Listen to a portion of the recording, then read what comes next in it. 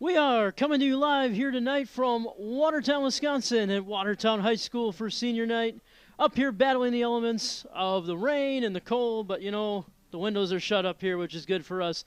Hello everybody again, my name is Ethan Buss. We are up here live for Watertown TV on this Friday the 13th, so you know, that's always a scary date.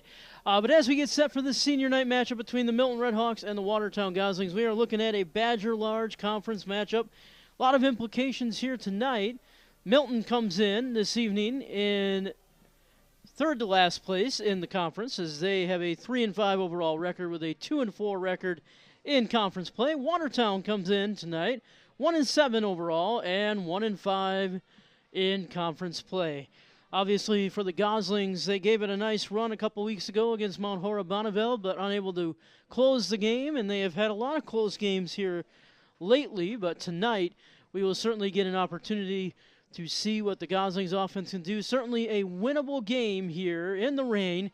It's old-fashioned football weather tonight, if you will, and this is one of those nights where anything can happen, and of course we have to celebrate our seniors. Also, props to the crowd for coming out here tonight. We have a decent student section for being raining. They're in pink. They're ready to go. We have ponchos and umbrellas, and everybody's ready. We were not going to miss it, and wet stairs and everything like that. We are all here battling the elements this evening. Tonight's game, see Reed Ledoux to get us started tonight.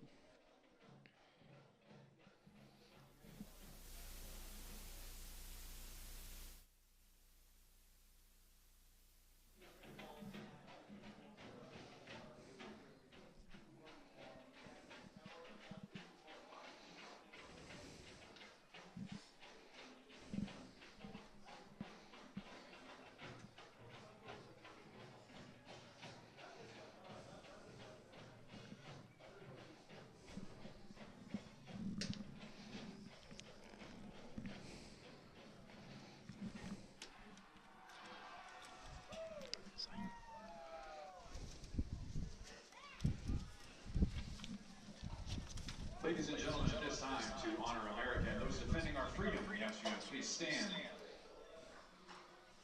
and join the pride of Watertown Gosling marching band in the playing of our national anthem.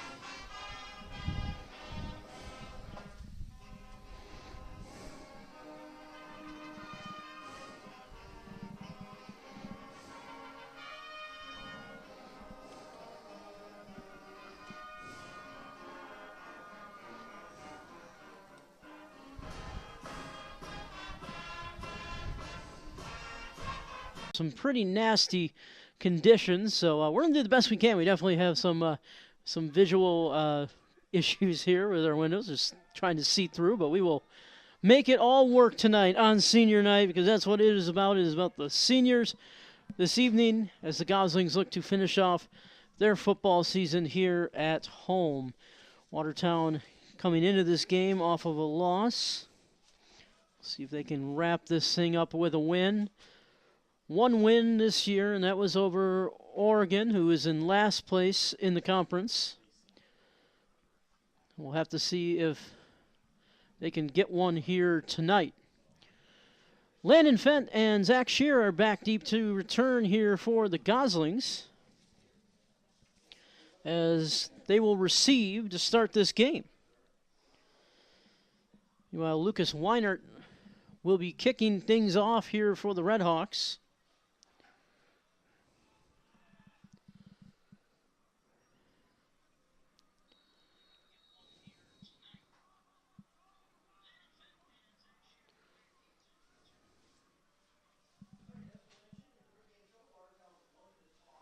set to kick off with the Red Hawks.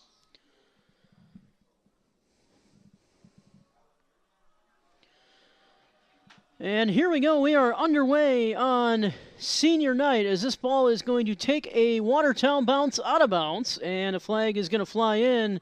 And so the Goslings are going to start this game at the 35-yard line. You couldn't ask for a much better start for the Goslings. And we take a look at this Goslings offense coming in. Reese Camrath, the quarterback.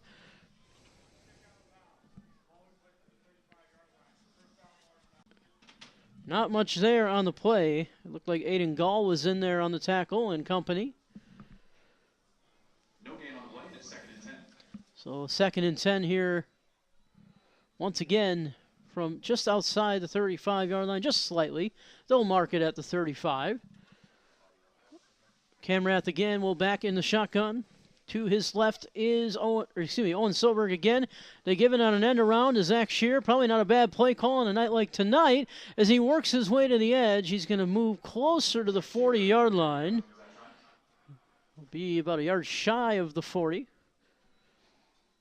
And so it's going to bring up about a third down and, let's see, 5.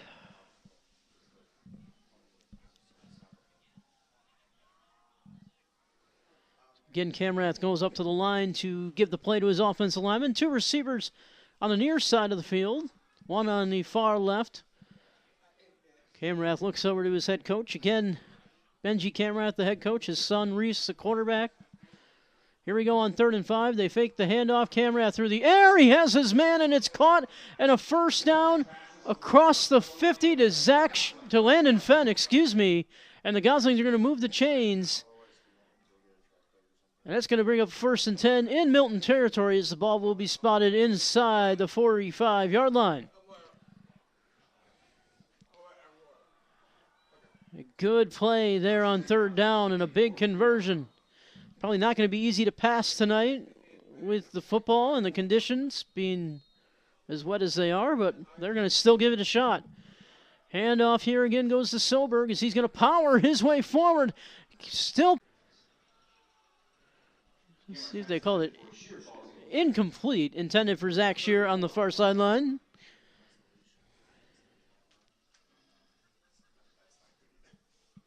It'll be 3rd down and 4 here now from the 37. Goslings converted on 3rd down and 5, what felt like just a couple of seconds ago. But here they are on another 3rd down from the 37.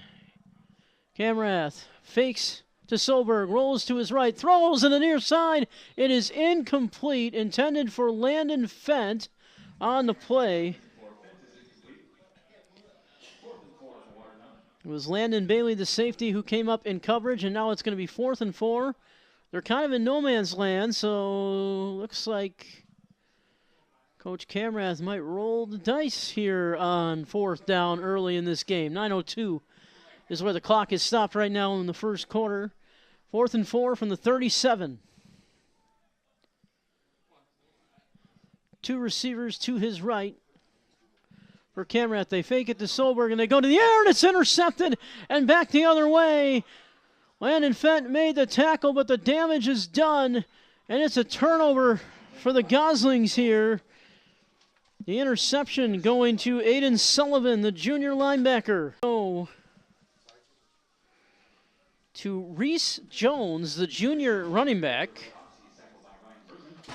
The leading rusher on this team, which is not by much, only 256 yards on the year, is Jordan Bundy, who has 4 touchdowns.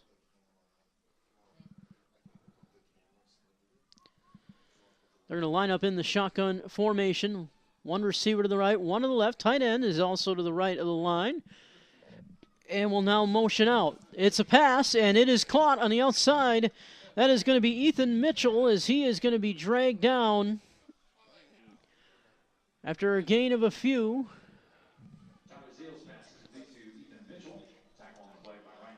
Ryan Bergman was in there on the tackle that time. It's going to be into Gosling territory for the Red Hawks here. Again, just slightly into Gosling territory. An inverted pistol formation here. They give it on the ground, and it looks like Reese Jones is the carrier again, and he's not going to get much. Stopped on that time by Tyler Haverstetter as he made the play, and he is a pretty good tackler for this Goslings defense. That's going to bring up a 3rd down and 6. Ball on the 46-yard line. 7:33 left to play here in tonight's game. Excuse me, in tonight's first quarter. Again, shotgun formation. 2 receivers to the left, 1 to the right. Tight end is bunched on the line for Tyler Zeal. Running back to the right of him is Jones. Long wait here, and Zeal gets the snap. He'll look to the air, and it is incomplete. Wide of the mark on the near sideline. It looks like that was going to Vinny Churchwell. The junior could not haul it in. 4th and 6. Again, imagine the ball is probably pretty wet out there tonight, so it's probably not going to be easy to pass. And once again, just like the Goslings were in no man's land on the other side of the ball on 4th and 4, that is where the Redhawks are here, in no man's land on 4th and 6. Ball on the 46 in Gosling territory. They are going to line up here. 2 receivers to the right, 1 to the left. Tight end again is bunched near the line of scrimmage. The running back Jones to the left of Zeal, the quarterback. He is going to look right, now rolls left, still rolling, still rolling. Zeal is going to pick up the 1st down and more as he steps along the sideline. Did he step out? Yes, he did. The official is saying right around the 30-yard line is where he stepped out of bounds, but it's going to be a 1st down pickup for the Redhawks, and all of a sudden Milton is on the move with one big play, and they're going to spot this one at the 30 with 6:58 to go here in the first quarter. A big run by Tyler Zeal. He can do that, and we just kind of looking down here, he does have 2 rushing touchdowns on the year, but he is certainly capable of taking off with the football like he did there. Tyler Zeal, a 6'3" junior quarterback. Once again, they're going to go into the shotgun formation here. 2 receivers to the left, 2 to the right. Running back to the right as well, and they do give it to the running back who will get the carry up the middle. He's got another 1st down for the Redhawks. I believe it is Jones again on the run. And they're going to spot this one inside the 15, close to the 13. It is actually going to be Jordan Bundy, their leading rusher, who gets the carry.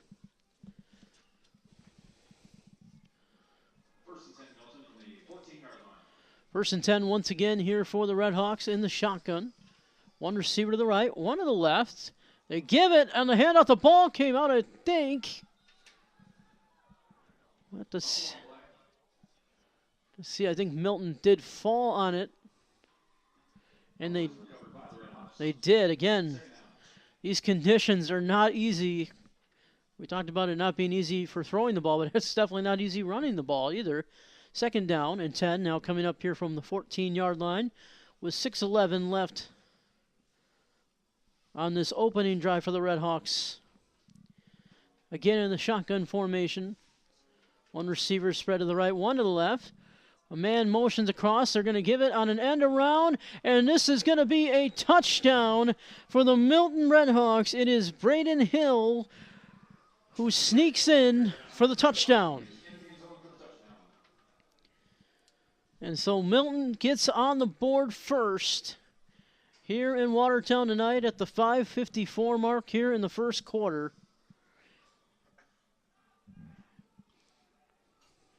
Now,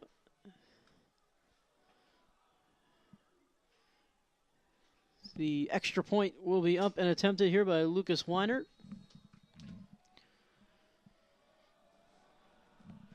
Weinert, just a sophomore. We'll see if he can knock this one through to give them a 7-0 lead. The kick is up, and it is good, which is not an easy thing to do here in the rain either. But Milton takes their opening drive down the field, converts on a big 3rd down run by Tyler Zeal. That set them up in pretty good territory to get into the end zone, which they do on the end around to give us a 7-0 Redhawks lead here tonight in Watertown. And so obviously the interception set that whole drive up on 4th down and 4, and a difficult decision, but almost had to go for it. You're in no man's land, but let's see if the Goslings can turn this ship around. Again, expect this to be a close game tonight. I think one thing you do see out of both these teams is a lot of fight. You look at the stats and you'd say, man, Watertown should win a game like this, but again, we'll see if they can make a comeback here tonight, now down 7-0 in the first quarter. Once again, Zach Shear and Landon Fent are going to be back deep to return this one for the Goslings. Lucas Weinert once again will line up, and he'll get set to send it away.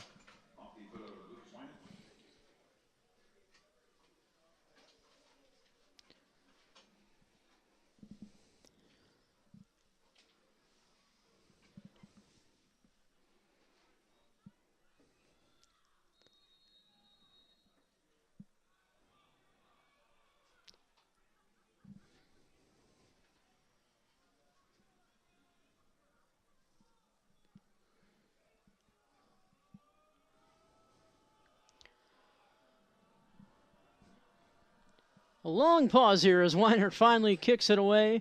This ball is headed in the direction of Landon Fent, and he's going to take it.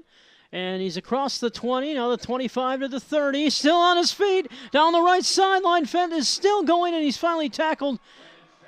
And we'll see where they spot it. It was hard to tell if he stepped out of bounds. It looks like he did. The official is going to come in and say that he was just a couple of yards shy of midfield. Nevertheless, this is going to be good starting field position for the Goslings.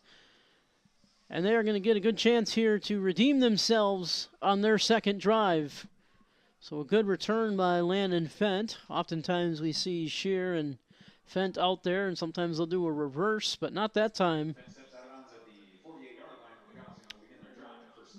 They officially spot it at the 48.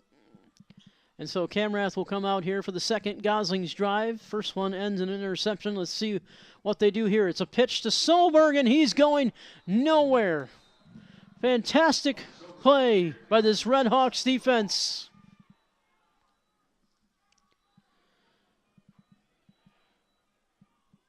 Going to be a tackle for a loss. Aiden Sullivan was in there again, the junior linebacker. He's going to make a lot of plays for this team tonight. A little bit of a high snap. Camrath looks on the left side, and he is going to have a completion here to Landon Fent. It's only going to get maybe back to the original line of scrimmage, however. So not much there. It's still going to be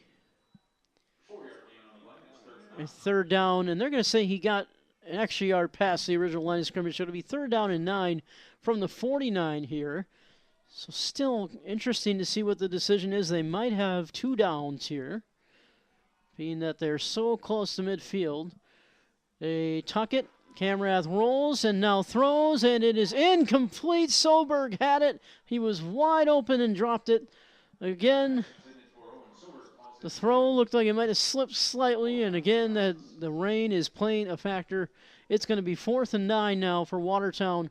From the 49, they'll see what they decide to do with 4:39 left to play here in the first quarter. And now they're going to punt as the punting team will come on. Just deciding to flip the field here and try to get another shot. Probably the right decision. Maybe if this was a inside 4th and 5, maybe they would consider going for it, but that is not the case. We're going to get a timeout here for Milton. That's their first timeout, and so they just wanted to see what the Goslings are going to line up and do, and now they will call a timeout here. So if the punt stands, at least if we think it's going to, we'll see what Milton is going to do here on their second possession, on their first drive. That was started after the interception. Again, it was looking promising for the Goslings, but then Tyler Zeal with a big run on 3rd and 6. The touchdown was capped off by Hill to put Milton on the board first here this evening. Goslings will come out showing punt here yet again.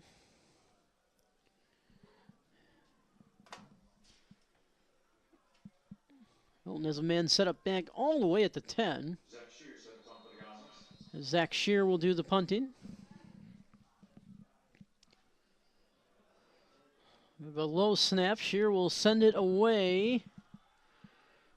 This is going to be waved off, and the rain is becoming a factor here pretty quickly in this ball game.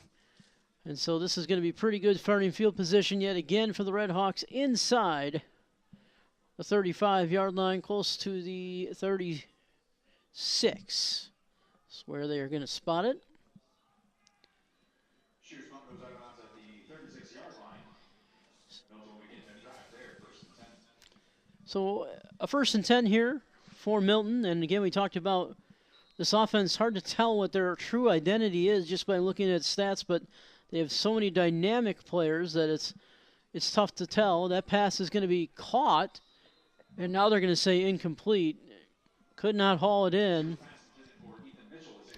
Ethan Mitchell, the intended target on the play. Mitchell is by far his favorite target. 548 receiving yards on the year for Mitchell. He does have 3 receiving touchdowns.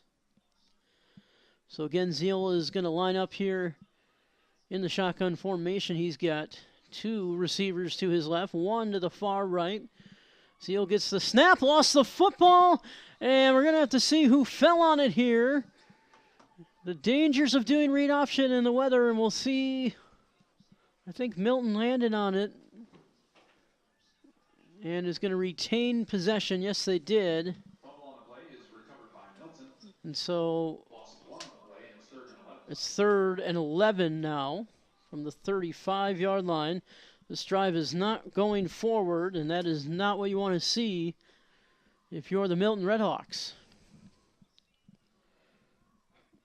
Zeal is going to again line up in the shotgun formation. He's got 2 receivers to his left, 1 to the right. The tight end is bunched on the line. Bundy's the running back. He switches him to the left. Now he looks deep down the left sideline. It is going to be hauled in out of bounds and incomplete. Boy, oh boy, that was almost a big play. Vinny Churchill was in coverage, but he could not stay in bounds. Christian Robles was there in coverage, and it's going to be 4th down and 11 from the 35-yard line. And so Milton, I believe, is going to punt it away. Hard to tell from the initial indication now. Yes, they will punt it on 4th down and 11. Shear to return the Lucas Weinert punt. Lucas Weinert back to kick it away, so a good stop for the Goslings that time. And this ball will be drifting, bouncing, waved off, and it will bounce close to the 25-yard line. That's where they're going to spot it. And so the Goslings will take over. 3:24 left in the first quarter. 1st and 10, and the Goslings will start their 3rd possession from the 25-yard line. So far, the first drive saw 1 3rd down conversion, and it looked like they could convert another 4th, but then it was intercepted, and we'll have to see if they can recover. The Goslings yet to recover from that opening drive. Punted on their last drive, turned out to be a very wise decision now, thinking they could get the ball back, and that is exactly what has happened. And so Camrath is going to line up again in the shotgun. 1 receiver to his left, 1 to the right. They fake the handoff. Camrath looks deep down the left side. It is short, and it is going to skip incomplete. And again, Zach Shear was the intended receiver. But again, that ball has got to be wet and slippery, and this is not making it for an easy game through the air tonight. I mean, even on the ground, we've already seen a couple of fumbles. Fortunately, the fumbles have not caused any turnovers quite yet, but again, the weather is unpredictable. Going to be a wild weekend out there. Cameron Kranz, the tight end, motions over. The handoff will go to Solberg. He is going to battle his way across the 30-yard line, and he is barreling down, and he gains a couple. It's going to bring up a 3rd down for the Goslings here on their opening possession. Excuse me. Their 3rd possession, rather. Ball will be on the 32.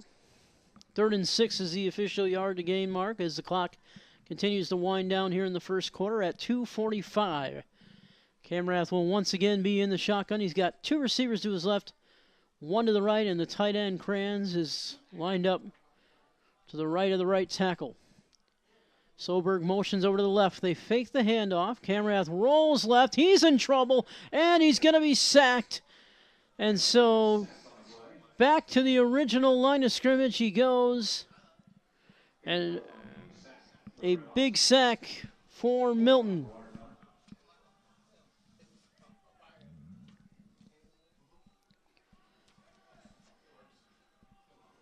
Like Braden Hill was in there to make the play along with others.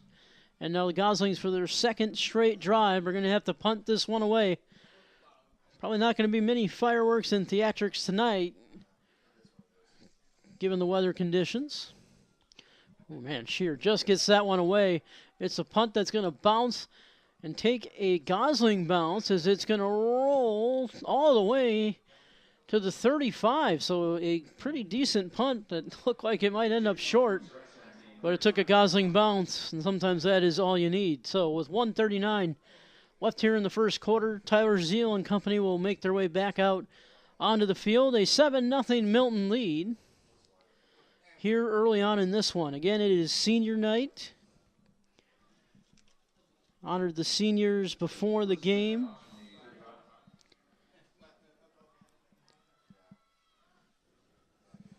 Man in motion here. They fake it to him in a flag, and we had movement on the offensive line. And so it is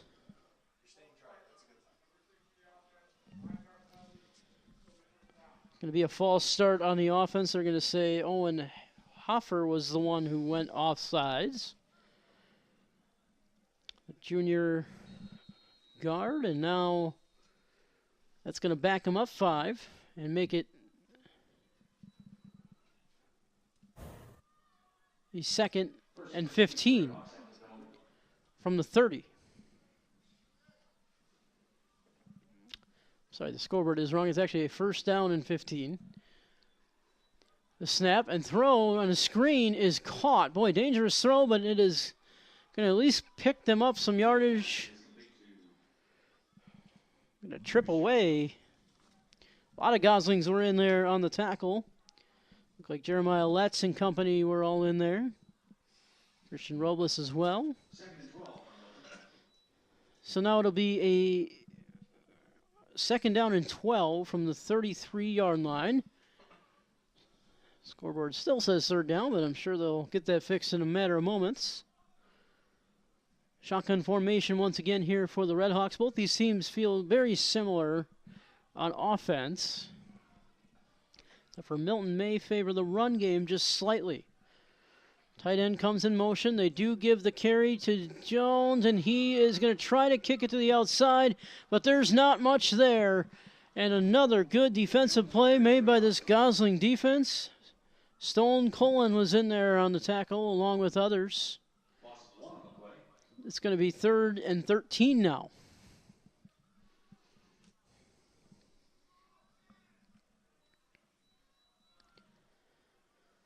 Ball will be back at the 32-yard line. So once again, Milton just keeps going backwards on their past couple of drives. That is not the direction you want to go. It started with the false start. A couple of short gains, a couple of losses, and now here they are in trouble on 3rd down and 13. And the first quarter is going to wind down to an end. And so the score after 1, Watertown 0 and Milton 7. As we get set to flip sides of the field and head to the second quarter. Again, just a rainy, wet night. Was not expecting to see a high score this evening, and that is exactly what we're seeing now, as both teams have been forced to punt on a couple of occasions. So we'll have to see as we look at some of the seniors tonight on senior night. Landon Fent is one of the seniors. They handed out this great packet to us at the beginning of the game. A lot of questions on here that they were asked. Logan Fent said his favorite football memory was scoring his first touchdown on varsity against Janesville Parker. So Landon Fent, one of the seniors that we are going to see saying goodbye to Watertown after this year. Ryan Bergman, Zach Shear, Hudson Frederick, who unfortunately has been hurt, Brady Shower, Sloan Cullen, Nick Grover, and we will make sure we get through everybody. Of course, Reese Camrath, the quarterback, as well. All the seniors who have contributed to this team will be moving on, but we're going to start this 3rd and 13 as we start the second quarter, as Tyler Zeal is going to be sacked, and did the ball come out? It looks like it did, and the Goslings are going to fall on it, and Watertown's going to get the ball inside the red zone. How about that?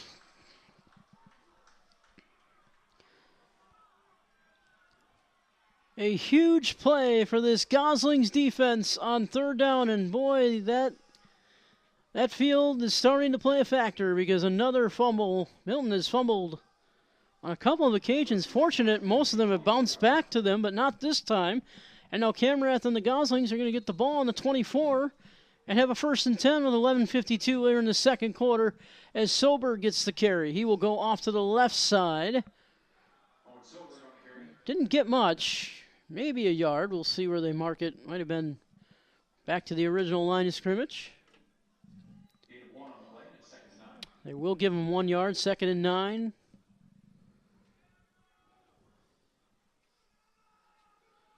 Looks like the ball will be on the 23-yard line here. The snap and the fake going up the left side. He's got Zach Shear, and it's almost intercepted again. Fortunately, the pass fell incomplete. Cal Sheridan, the senior defensive back, in coverage, and now it'll be 3rd and 9.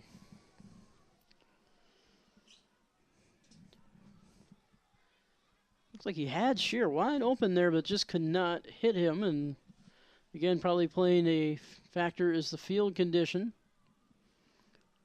Certainly played a factor all nights thus far in this low-scoring affair between these two teams. Camrath lines up with 2 receivers to his right and 1 to the left. He's going to look over to the sideline and get further marching orders from his head coach. Soberg moves to the right of Camrath. Camrath gets the snap, now rolls to his right, his non-throwing side, plants, throws, has a man. It is caught, and I believe it is Landon Fent, yes it is, who makes the reception. And it's going to be a 1st down for the Goslings. What a play by Reese Camrath, not an easy play. Rolling to his right. And again, he's a left-handed quarterback. For some reason, the clock stopped here. Now we got it rolling again. Moving to his right. It makes a nice play. Camrath lost the football, and again, these wet conditions are becoming a problem here early in this game for both teams, as we kind of expected. Now it's going to back them up on a 2nd and goal. Not really what you wanted if you're the Goslings, because, again, now you're at the 13. You need 13 yards just to get a touchdown here, as Camrath is going to roll to his left once more. He's now going to throw it, and it is going to skip in. Is it caught? Yes, it is caught. Landon Fent made the catch inside the 5 at the 4. What a catch by Landon Fent. He had to go down and get it. And give Reese Camrath credit for putting that ball in the only spot that Landon Fent could get it. So good play. It's still 3rd and goal, however. Let's see what the Goslings have in mind here. They need 4 yards to punch it in. Might be 2 down territory. We'll see. Camrath looking to the air. Still looking. Flag comes in, and the throw is incomplete, but we do have a flag down. I think we're going to have a hold on the Goslings, but we'll wait and see what the official has to say here.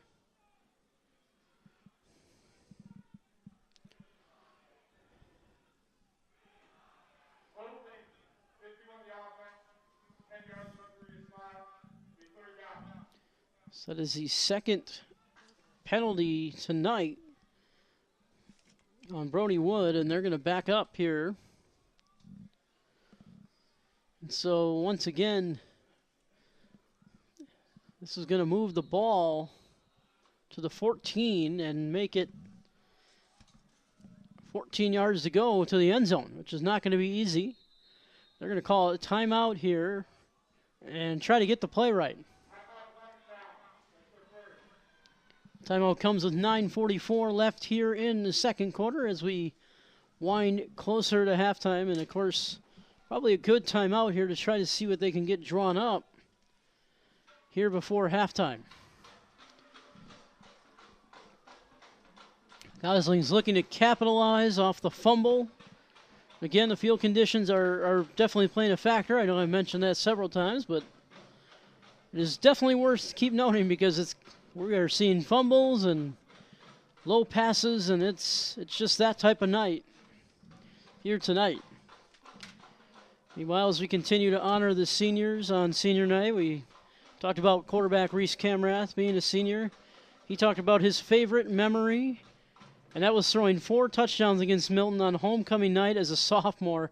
And here he is, his last home game as a Gosling, playing once again against Milton. I don't know if he's going to match that feat here tonight, but we'll see if he can get the opportunity to do so. They fake the handoff. Now Camrath rolls right. Still rolling, and he's going to be sacked. There is nowhere to go. Once again, this Milton defense delivers big time, and Camrath is a little slow to get up here, which is not what you want to see.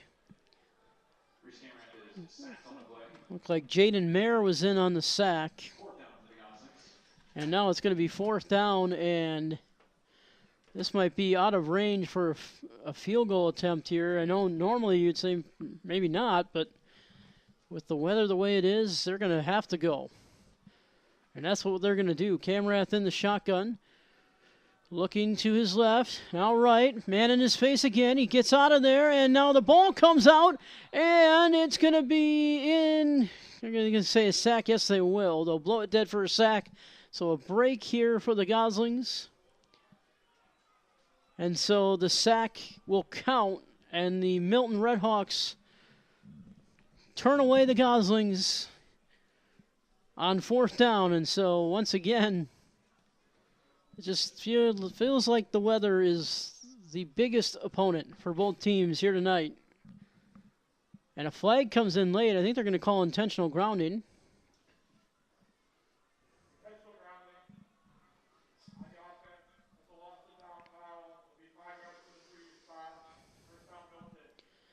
All right, so that is the official call.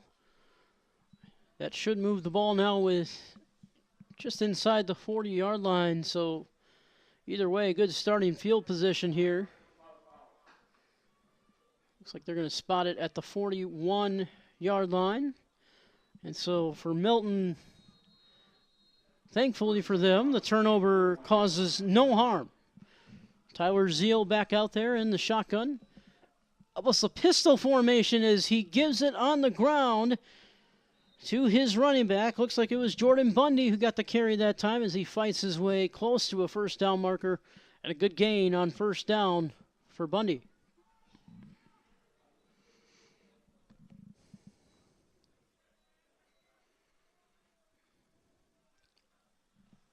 Second and 2 now, ball on the 49-yard line. Get in the shotgun formation. They give it to Bundy once more across midfield.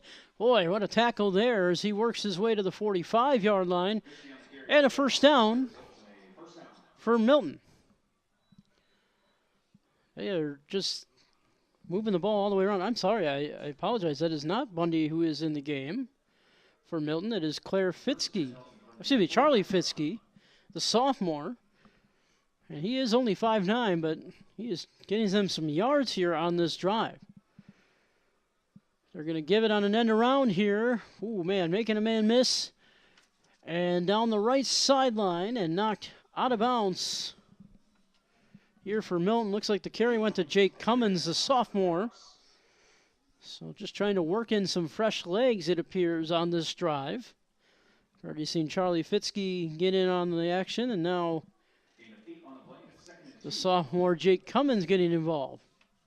2nd and 2, ball on the 37. 2 receivers to the left, 1 to the right.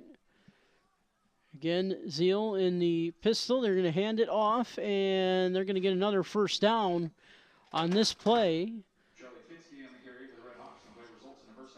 They're going to spot the ball at the 34 or 33 rather, and they're going to move the chains once again as the clock will wind with 7:45 remaining here in the second quarter.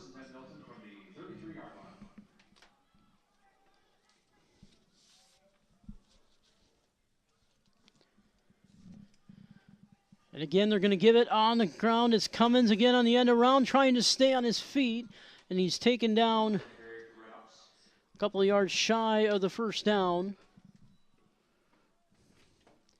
Like Sloan Colin was in there on the tackle, the senior defensive back and receiver. Clock is winding, 7:09. Actually, they're going to say 2nd down and 4. Again, in the shotgun formation. The handoff here goes up the middle, and Fritzke is going to be driven right at the first down marker. Ryan Bergman was there to make the tackle, and they are going to move the chains here on this possession. And so, again, it is now going to be 1st and 10. Ball on the 27-yard line, 6:51 and counting left here to go before halftime. Zeal once again in the shotgun formation. Cummins motions across. They fake it to him, and they're going to give it right up the middle again to Fritzke. He's going to get a gain of about 4 on the play. Hard to see from my vantage point here. I believe it's going to be 4. I know they're only going to give him a couple, rather. 2nd and 8 from the 21.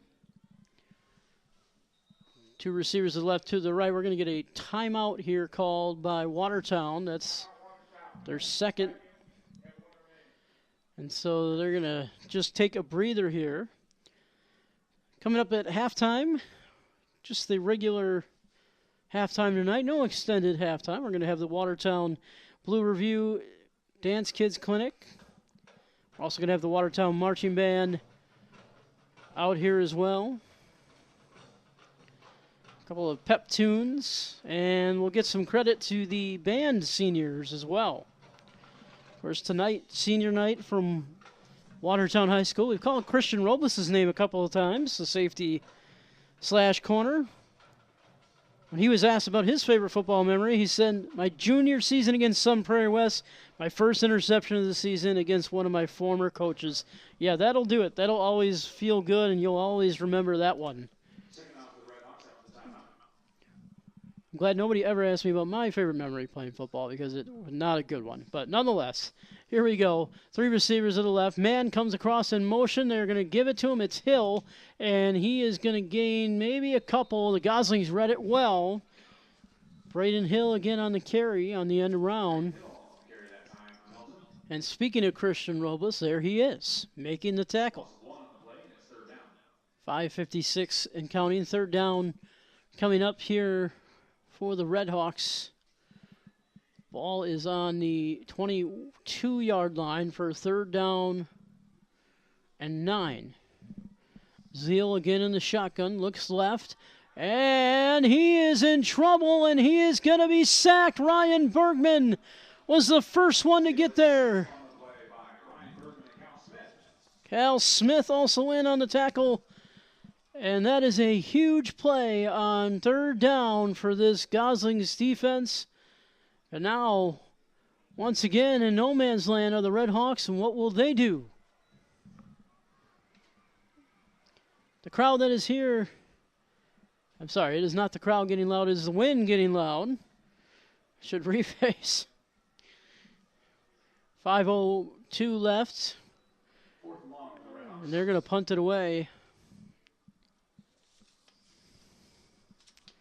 Once again, it is Lucas Weinertz, the sophomore punter. And we got whistles. And so a delay game will back this up even further. I thought they might do that on purpose anyway, just to give them a little more breathing room here on the punt. Again, that's going to back them up just slightly. Oh, man, is there going to be a fake here? Yes, it is a fake. Zeal, the quarterback, running it, and he's not going to get it. Wow. I'm really surprised Lucas Weiner is the one who took it. I'm really surprised they took a penalty if they were just going to fake it. But maybe they did not take the penalty on purpose. And, oh, man, interesting decision there, but sort of a gift for the Goslings with 4:39 left. They're going to get to start here with pretty good field position. Ball will be placed on the 38-yard line. Camrath will turn and give it to Solberg. He's going to try to fight his way forward, but on that whole ride there, he had Malachi Hardy trying to make the tackle, and he finally did. Hardy, the senior defensive tackle for the Red Hawks.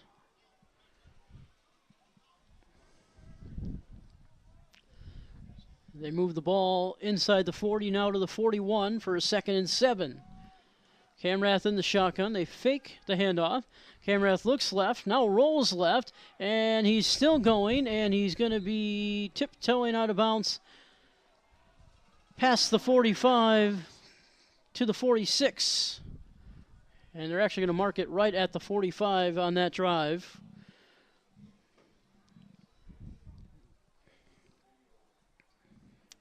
And it's going to bring up a 3rd down and 3 for the Goslings. Again, the ball on the 45-yard line. Camrath winds up in the shotgun. Look over to the sideline to get the play. He's got 2 receivers to his right, 1 to the left. The tight end, Cameron Kranz, is lined up on the line of scrimmage. I'm sure we'll see him go from left to right. There he goes. Camrath gets the snap. It's high and looks to the left. It's caught by Landon Fent inside, and he's got a 1st down. And the Goslings will move the chains with 3:56 left here in the 2nd quarter. They'll pause the clock for a minute just to move the chains, and now it's going to wind. 3:54 and counting left here on this drive and in this quarter for the Goslings as Camrath looks deep to Zach Scheer. He caught it, and no, they're going to say incomplete.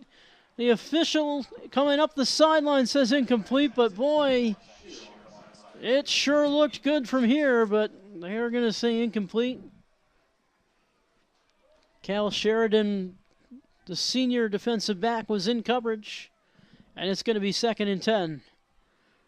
To the officials' credit, that is a hard spot, being the fact that he was all the way down near where the line of scrimmage was. That's a tough call for him, so whether or not he got in, that was a tough decision. They say no. And it brings up a 2nd and 10 from the 48. 3:44 left here before halftime. Let's see what the Goslings can cook up. Zach Scheer comes in motion. They fake it to him. Camrath's got to move again to his left. Now throws it up in the air. It's going to be hauled in, and no, they're going to say incomplete. Brady Schauer was the intended receiver on the play.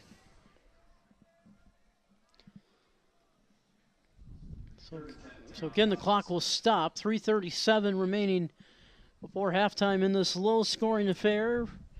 In the rain, in the wind, in all the elements. The good news is the wind makes it sound like the fans are stomping on the bleachers, making some noise, but we don't need the noise right now as the Goslings are on offense. Camrath again will back up in the shotgun. 2 receivers to his right, 1 to the left. He looks left, steps up to avoid the blitz, rolls and throws, and he's got Fent, and he's got a 1st down. And he might have been wise to get out of bounds there, but he's going to stay in bounds. And he's finally dragged down on the play by Cal Sheridan. So what a play by Camrath to come up and make the throw, and then Fent made the most of it. They are going to stop the clock just to move the chains. Not sure what that was, nonetheless. And now the clock will wind. 3:17 left and a 1st and 10 from the 23. Camrath goes up to the line, gets the play set. He's got Shear to the left side, 2 receivers to the right. That's Fent and Shower. The running back is Silberg, and they fake it to him. They go down the left sideline to Zach Shear, and he's got it into the end zone for a touchdown. A perfect throw. Touchdown Watertown with 2:59 remaining here before halftime. Camrath puts it right on the button. And now Davis Cashin is going to head out and try to add the extra point and tie this game up. Not pretty, but it is effective. But that play was pretty. The best one of the night for the Goslings. Snap and hold, and the kick is no good as it bounced off the left upright and did not go in. And so it is going to remain a 1-point lead for the Redhawks with 2:59 left before halftime as the pep band will get us fired up. They're out there wearing ponchos as well tonight as the Goslings make their way onto the field for the kickoff. We talked about the seniors here tonight. Cal Smith is another one of those seniors. He has played a big role for them on the offense, getting in at running back from time to time. When he was asked about his favorite football memory, he said growing up and playing with the same group of guys. No doubt about it. That is an awesome thing to do. The best part about being on a team is you become almost a family out there, and that is exactly what we have seen from this team as they have grown over the past couple of seasons. Still a very young team here, though. It'll be a new look next year. Benji Camrath has been here a long time as the head coach. And with his son graduating, I don't know. We'll see what happens there, but he's done a good job for this team. Davis Cashin is going to be kicking this one away. It's going to be a short kick and returned at the 25-yard line by Cal Sheridan, and he's going to be going backwards on the play. Good punt coverage on the play by the Goslings. Cameron Kranz and company were in there to make the stop, and a really good play by this Goslings team as they look to try and hold Milton here before the half. That is a big, big win if you can get a stop like that. And we'll see if it pays off. Ball will be on the 22-yard line for this 1st and 10 for Milton. 2:52 remaining here before halftime. They have a 1-point lead. The handoff is going to go nowhere. And again, this Goslings defense coming up big and making a play. Christian Robles all the way over in on the tackle. Braden Holloman was in there as well. Usually 54 or 7 that we'll see in on the tackle. Holloman and Bergman respectively, and at that time it was Holloman along with Christian Robles and company. Shotgun formation here. Zeal is going to roll. They were looking to set up the screen. Now they are going to set up a slant. It is called, oh my, tough tackle on the play. Ethan Mitchell took a shot. And he is still down. They're going to try to pull him up, but he is struggling.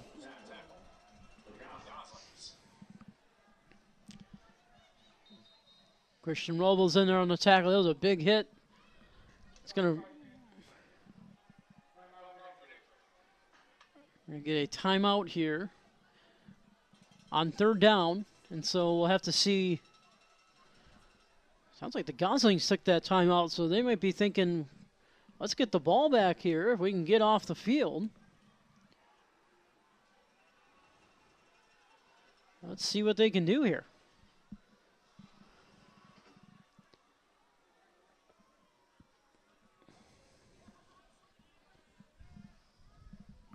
It's a 3rd and manageable, 3rd down and 4 from the 28, so let's see if they can pick it up.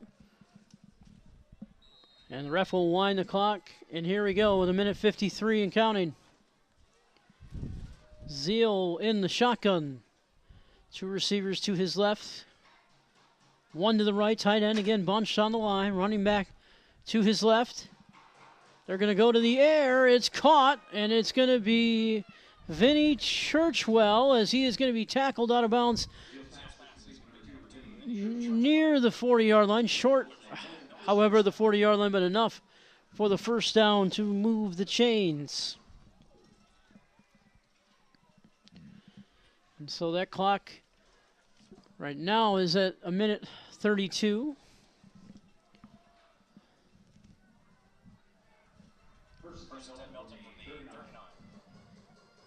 So from the 39-yard line, Zeal looking right. Look out, pressure coming, and he's going to be sacked.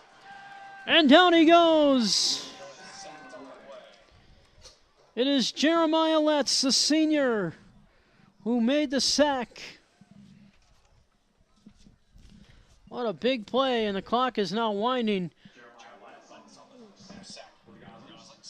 Watertown has no timeouts left, so it looks like they might have one left. Now a deep pass from Zeal down the sideline. What a catch! My goodness.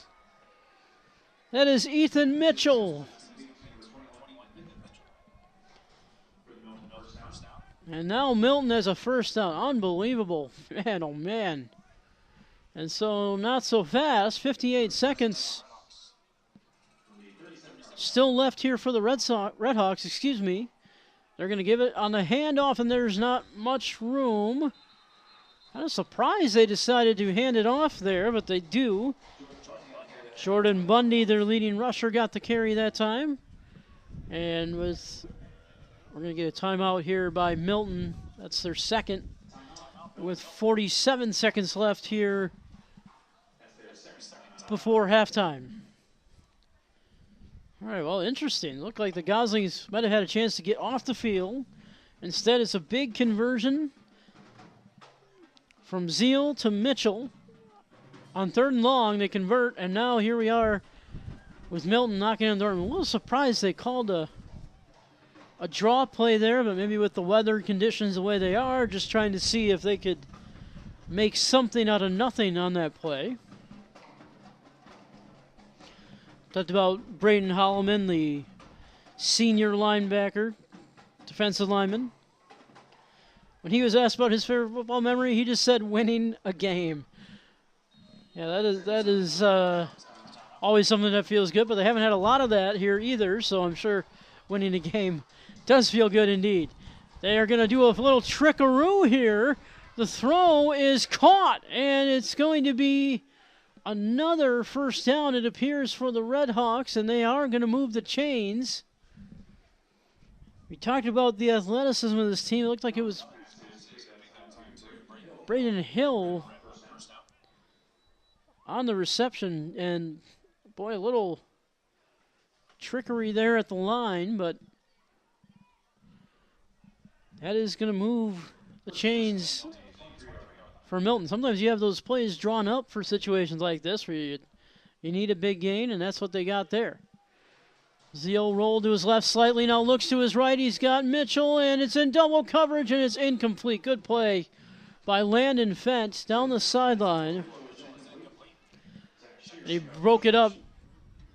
Zach Shear was in there as well. That was a dangerous throw because two guys were back there.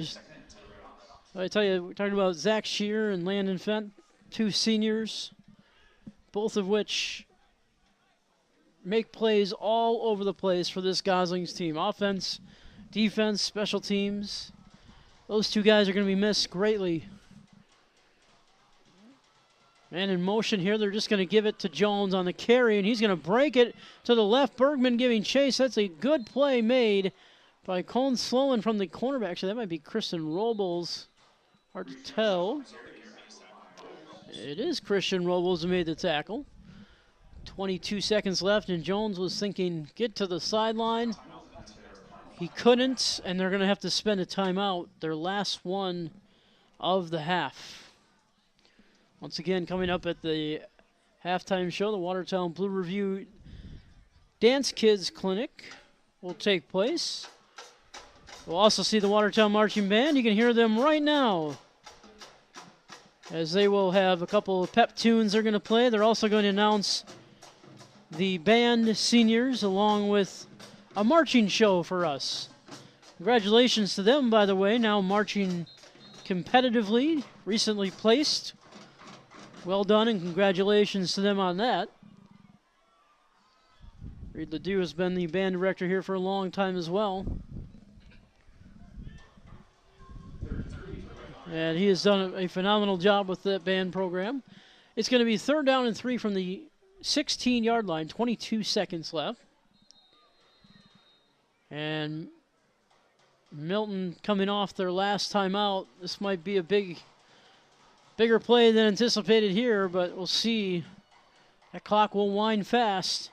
Uh-oh, we're going to get a false start. And I've always wanted to say this, but that's going to be a false start on everyone but the center. Finally got to say it. It's always great. He didn't snap the ball, but everybody else moved. And so that's going to back it up. That is not what you need. You saw Tyler Zeal visibly upset after that play.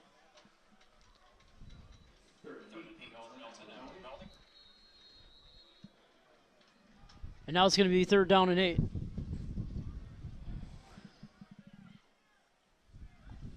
Ball on the 21. Zeal in the shotgun. He gets the snap. Looks to his right. Pressure coming from Bergman. Now the throw downfield is caught. And they're going to say he was out of bounds. He stepped out, so looks like they're going to mark it at the 5.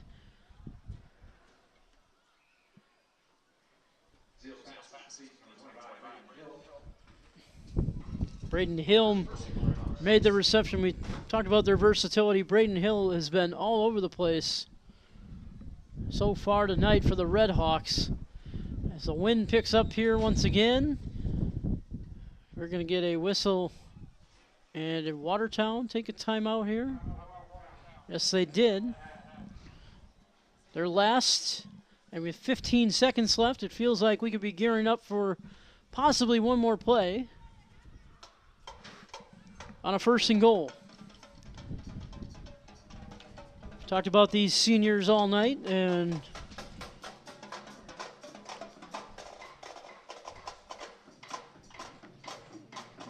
Tyler Habersetzer as well, the nose tackle center.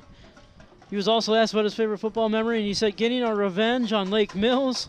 Everyone was happy and interconnected throughout the whole game and bus ride. Yeah, that always feels good. Getting a little bit of revenge. So with 15 seconds left, a 1st and goal coming up here for the Red Hawks. Let's see if they try to add to their score or if Watertown can turn them away.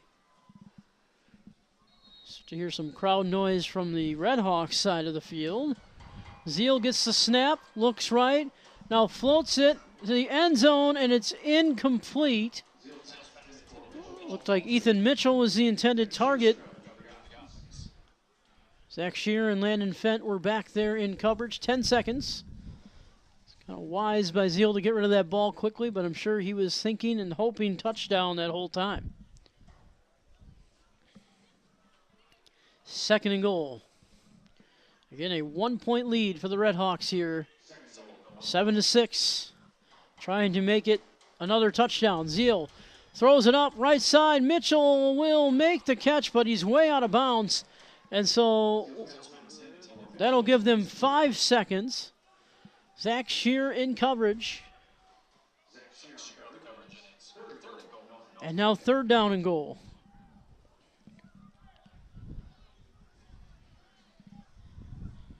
And the ball is placed on the 5 with 5 seconds. Possibly the last play. We'll see how quickly they get rid of it. We can see the mist, the rain coming down in the lights. And they're going to just try a field goal. I think this is wise for Milton. They're just going to try to add some points here. Lucas Weinert will try to add a field goal as some of the Watertown fans are just stomping their feet, trying to make some noise because they can't feel their hands at this point. And the kick is good. My goodness. Yeah, that was sky high, and now Milton is going to lead 10-6 with just 1 second remaining here before halftime. Really good effort by the Goslings defense, but they do give up a field goal here, but I think that's the best case scenario. Again, we've been talking about some of these seniors tonight as we will be rolling towards halftime. Alex Helmke, another one of those seniors, plays offensive line and linebacker. Wears number 57 for the Goslings. He said his favorite football memory ending our losing streak with a win over Oregon. Always, always fun. Always fun.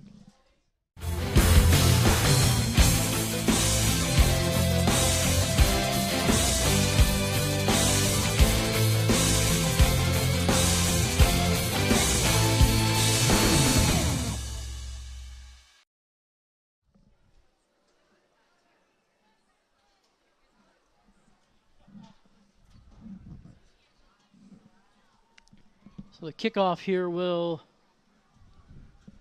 be the last play before halftime. Well, it's a squib, and so they're just going to make sure nothing happens at all. Big pile up right around midfield, but nothing will come out of that. And so at the end of the first half, the Redhawks lead the Goslings 10-6. Once again, coming up at halftime, the Watertown Blue Review and the Watertown Marching Band and Pep Band will also honor the band seniors as well. We're going to take a little break, and when we come back, we will have the second half of action for you here from Watertown. Once again, 10-6, Milton at halftime.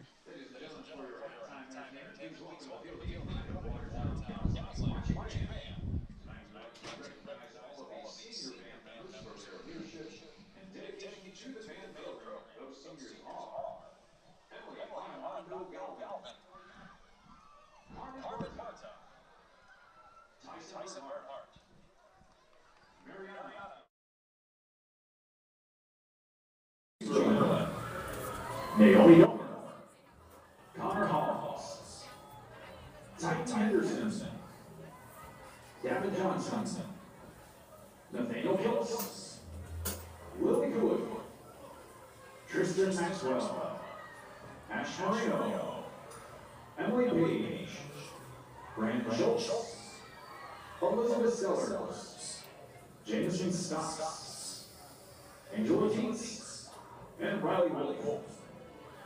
Watertown High School's show is titled Till Death and features the following musical selection: Halcyon Huts by Kate Colby, The Stone by Dave Matthews Band, and original music by Bryce Sparkle.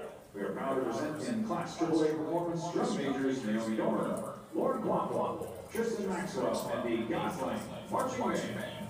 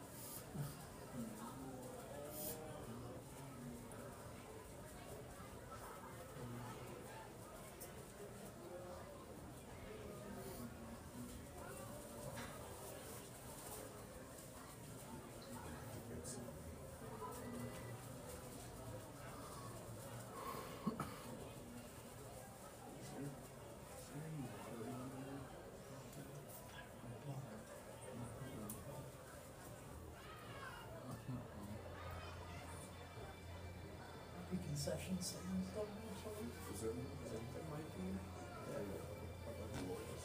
Some other.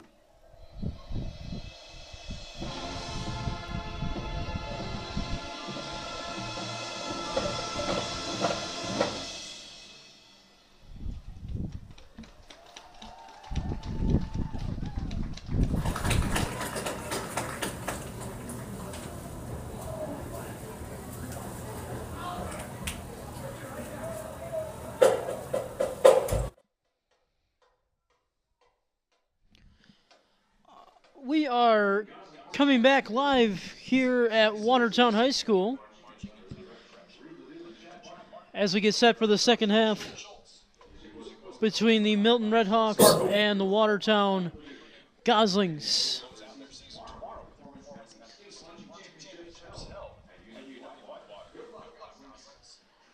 As the Watertown Goslings band heads off the field, great job from them. So that first half, again, not a lot of offense, but not expecting a lot of offense tonight because of the rain. And so a lot of fumbles, a lot of problems from both sides here with turnovers early on. And, of course, that is no surprise given the conditions here tonight. And needless to say, for both teams, it has still been fairly clean, but 10-6, our score at halftime. The Milton Redhawks adding a field goal before halftime, of course, and so the Goslings missing an extra point earlier is what made it 6 for them. Milton scored a touchdown on their first drive, but nothing since. We'll see. It feels like a winnable game for the Watertown Goslings, and now the Redhawks will make their way back onto the field here before we start. Typically, they'll give them 3 minutes to get loose once again, and I'll assume they will add that 3 minutes as the Goslings haven't even walked onto the field yet, so assuming that will be the case here. But again, interesting to see what both teams come out with here in the second half. It's pretty clear, the weather being such a factor, that both teams are needing to improvise slightly. Milton has a lot of those, just dynamic players. You look at the stats, nothing flashes off to you, but we've seen a lot of guys who make a lot of big plays for them show up here tonight so far.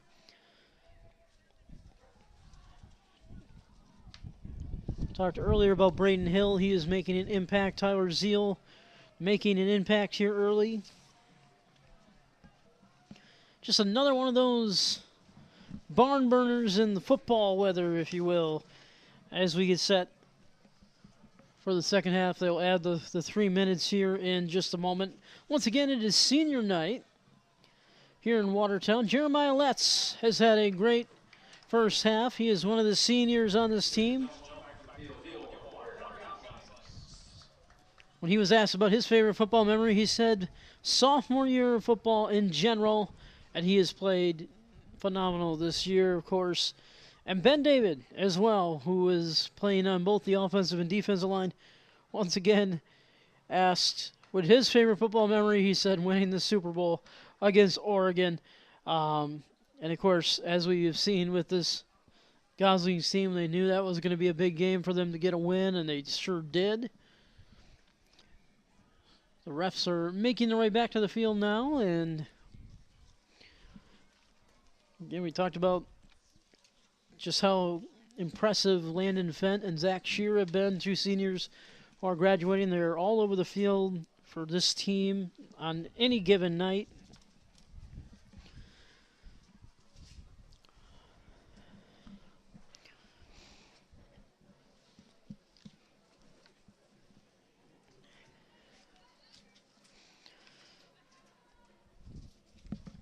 Zach Shear and Landon Fenton, we talked about them. They will be graduating, obviously.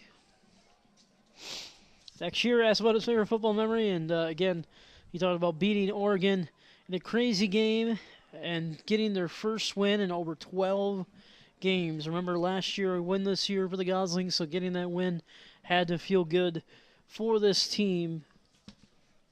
And again, it's not for a lack of effort. This team fights hard, works hard.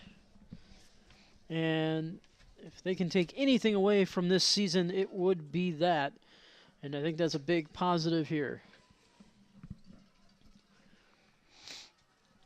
So we'll have to see here what both teams have in store. Again, Goslings could move up potentially in the standings tonight.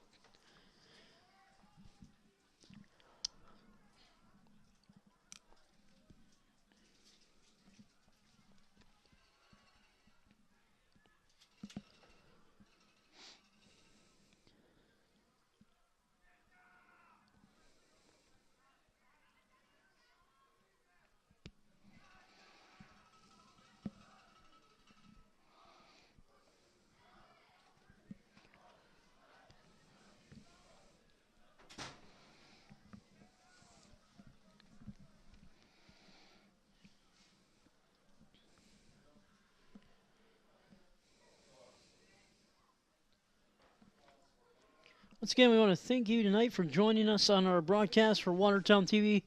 We are streaming live on YouTube here tonight. Brandon Simmons, their producer, Ethan Buss, alongside the weather and the rain and the wind and all that it brings here this evening.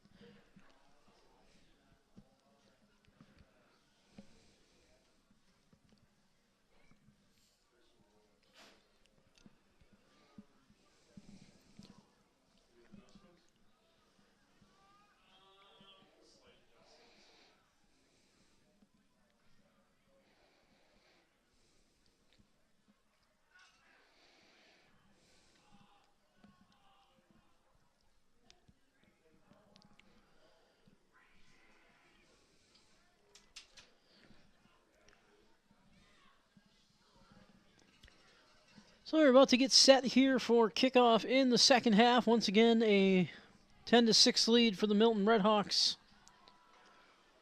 And they're going to start with the football here as the Goslings received earlier to start the game.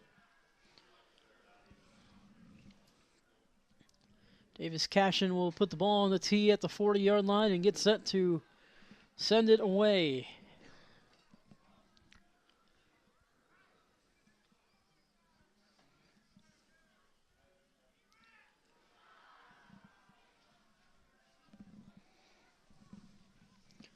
Milton has a couple of guys back deep here. I do apologize, a little hard to see the numbers on the jerseys.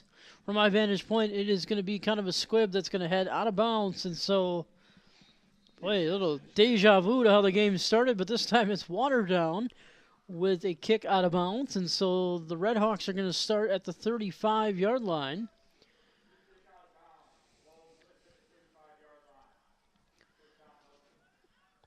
So Milton will try to add to their lead here on their first possession of the second half. That last drive, again, right before the half, give a lot of credit to Watertown's defense for coming up big, making some plays. So 1st and 10 from the 35. Tyler Zeal will line up again in the shotgun.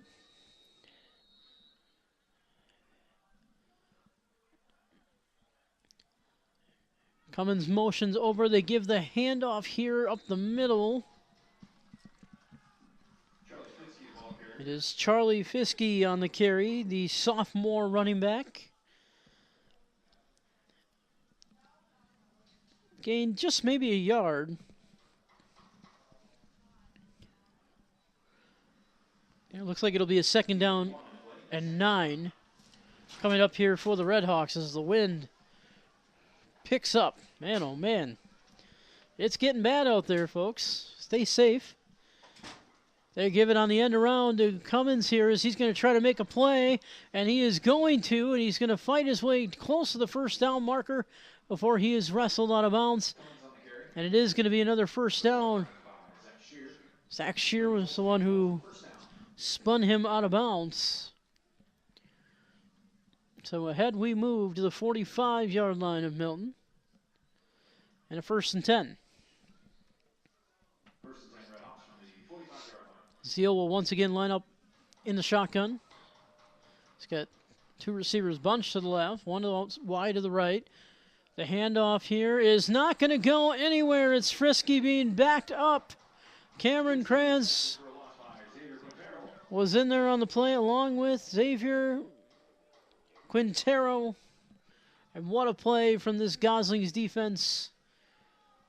As they back them up, it's going to be 2nd and 12 now. Looks like they blew it dead for the forward progress. 10:42 left here in the 3rd quarter. Ball now on the 43-yard line. Zeal gets the snap. They fake the handoff, and the throw is incomplete. Might have been knocked or tipped slightly at the line of scrimmage. It's going to be 3rd down and 12 for the Redhawks. So once again, that tackle for a loss is playing dividends here on this drive. They look like they were starting to roll, and then the loss backs them up. It's 3rd and 12 from the 43.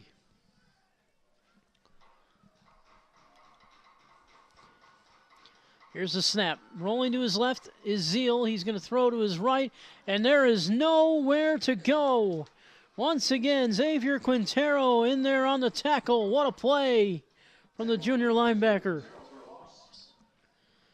So the Redhawks are going to have to punt it away on their first drive here in the 2nd half. Zach Shear is heading back to receive this punt. It is Lucas Weiner who will send it away.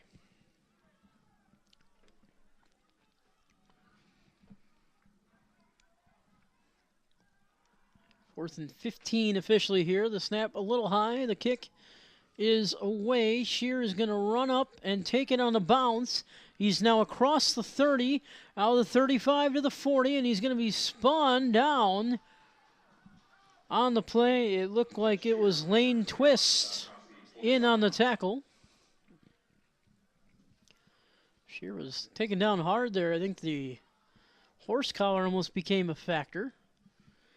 But with 9:34 left here in the game tonight, the Goslings will take over for their first drive of the 2nd half.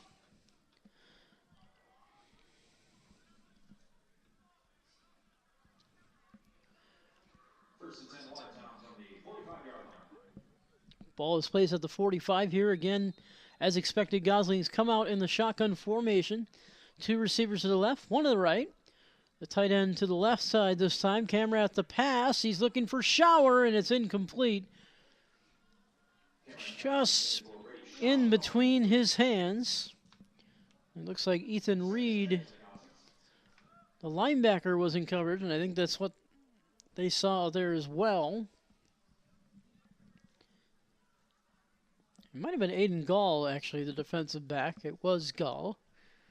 That's going to bring up a 2nd and 10 for the Goslings on the 45.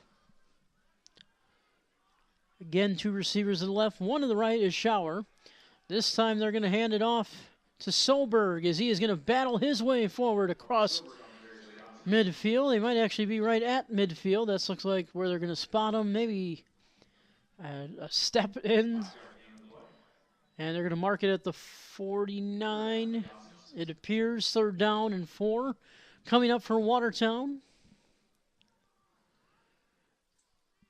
Crans in motion on this play. They snap it to Camrath. He looks and he fires and he's got Crans the tight end and a 1st down. And the Goslings are going to move the chains and get themselves further down into Milton territory. Cameron Crans has had to step in for Hudson Frederick, who suffered an injury. We saw him with a boot on his foot the last time we were here. So the 1st and 10 will be at the 36-yard line now. Once again, in the shotgun is Camrath as he pitches it to Solberg. And, boy, nice play made there defensively by this Milton Redhawks defense. Not much. And it looks like, once again, that was Ethan Reed, the senior linebacker, in making the tackle.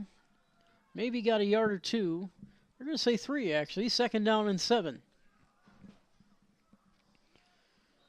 And now we're going to get a false start on the Goslings. It looked like Ben David was the one who moved. And that's going to bring up a 2nd down and 7.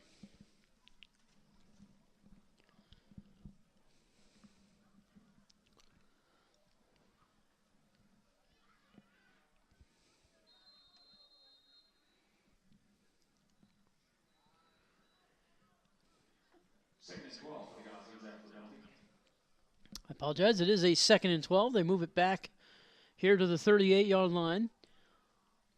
Camrath in the shotgun once again. 2 receivers to the left. Landon Fent is off to the right. Solberg now moves to the right of Camrath, and he gets the snap. Whistles are going to blow this play dead. And it's going to be a delay of game. And so the Goslings are going backwards yet again. So it'll be 3rd and 17 now. Not exactly what you were looking for if you're the Goslings, especially after you had so much momentum. And I do apologize. Hudson Frederick is back in and playing. After we saw him in a boot a couple weeks ago, but he was out there playing tonight. Cameron Crans in motion. He checks back in for Frederick. Quick pass and is batted down. And are they going to say a fumble here? I don't know what they're going to call. Camrath was hit hard. The refs are discussing. Milton believes they have a turnover. And they are going to call it a fumble. And so Milton is going to take over. My goodness. So that drive, it looked like it had some promise, quickly went from bad to worse. And now Milton is going to get the ball at midfield after the fumble.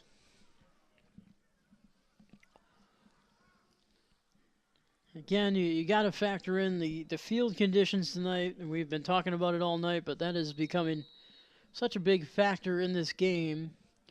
Zeal's going to line up. He's got split backs in the shotgun.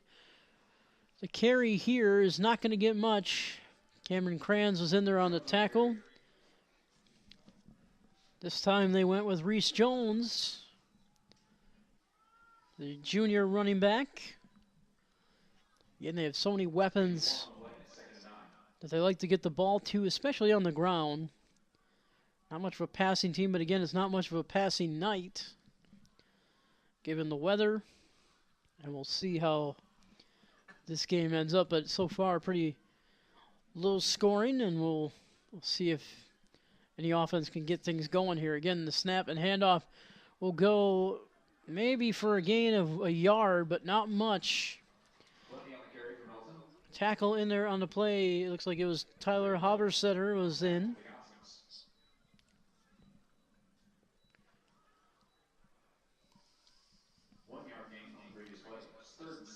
So 3rd down and 7 coming up here for the Redhawks. Ball is placed here at the 47-yard line. of Watertown right in front of us. Might be 2 down territory. Pass coming from Zeal as he looks deep over the middle of the field, and it is caught, and he's going to be dragged down by Christian Robles, and the catch made on the play by Lane Twist, the senior receiver, and Milton will move the chains here. 6:35 left in the third quarter.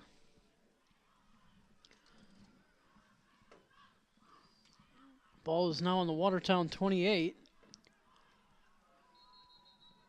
2 receivers once again lined up to the left, 1 to the right. We have whistles blowing here. I'm not sure. I'm trying to get the clock rolling again, and it does. Zeal gets the snap, and the carry will go up the middle. It is Charlie Fiske who will get the carry up to the 25-yard line now. And it will be a 2nd and 5 coming up for the Redhawks. After the gain of 5 on first down. I'm going to say he got 4. And again, pistol formation. Zeal gives on the carry. It's Fiske again. And he is close, but not quite at the first down marker, maybe a yard shy. And so it's going to bring up a 3rd down and short. Maybe 2.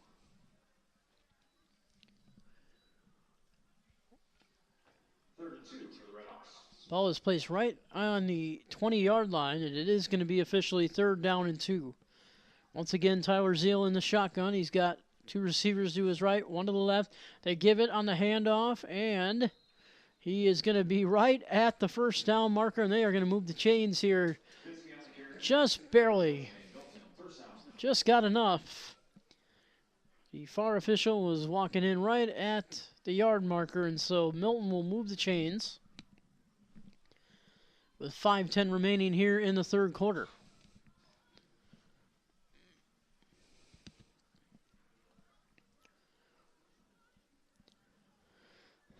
Zeal will be in the shotgun formation here once again. He's got 1 receiver spread out to the right, 1 to the left. A lot of little trickery here at the line. They're going to give the handoff, and it's not going to gain much. If anything at all, it was Reese Jones, once again, who got the carry for the Redhawks. Braden Holloman was once again in on the tackle. It's a pretty good bet that we will call 54 and 7 pretty much quite often here tonight. 4:22 remaining here in the third quarter. And it's 2nd and 9 from the 17. Zeal gets the snap. He's looking to throw this time. Now he's going to roll to his left. Still rolling. He's just going to try to run it out of bounds, and he is tackled by Cameron Kranz.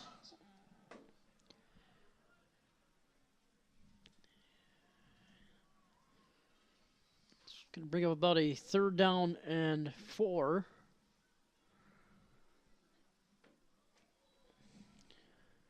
I believe it is a little hard to tell as the rain is taking its factor on our windows here, but it is 3rd and 4.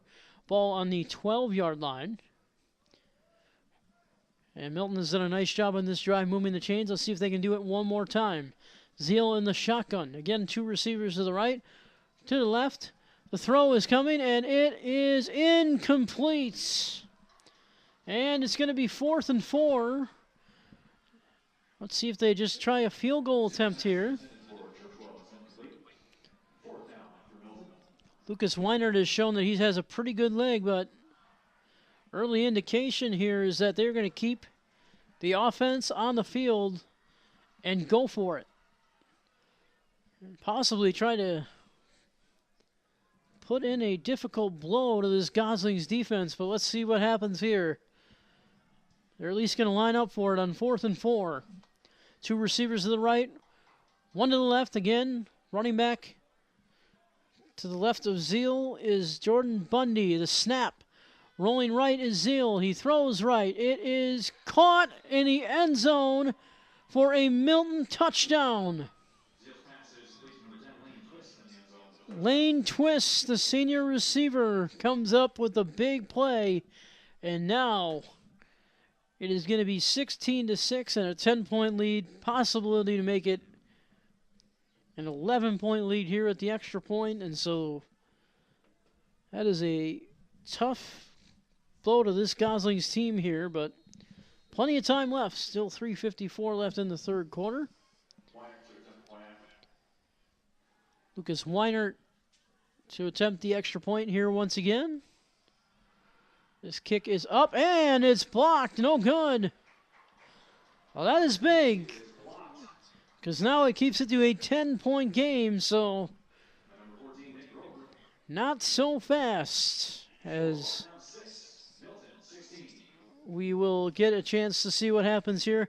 Again, 16-6 in favor of the Red Hawks right now, with 3:54 remaining in the third quarter. So, well, Goslings with a shot here if we get it on the board.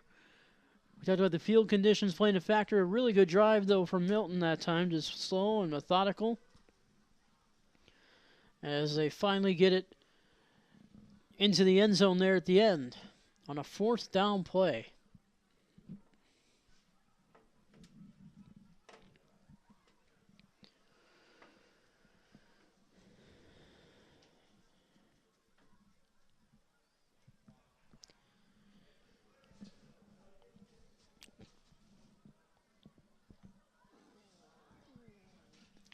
Zach Shear and Landon Fent once again back deep to return this kick for the Goslings.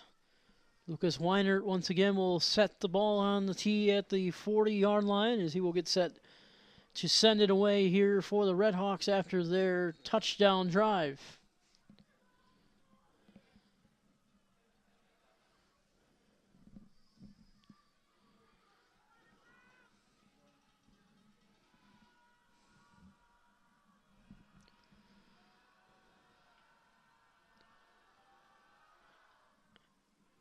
That kick is going to be retrieved here. Looks like it is Zach Shear.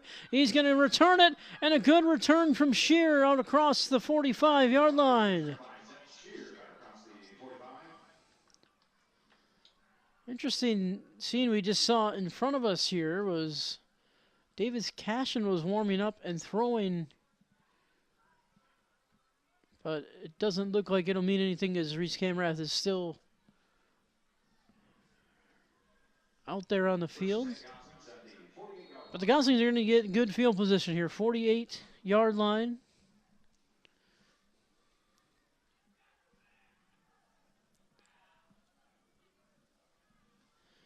Camrath will go up to the line. He's got 2 receivers to the left, 1 to the right. Running back is Solberg. They pitch it to him, and not much. Maybe a gain of 1 on the play. He stays inbounds. Clock will continue to wind. 3:36 and counting left here in the third. It's going to be 2nd and 9 from the 49.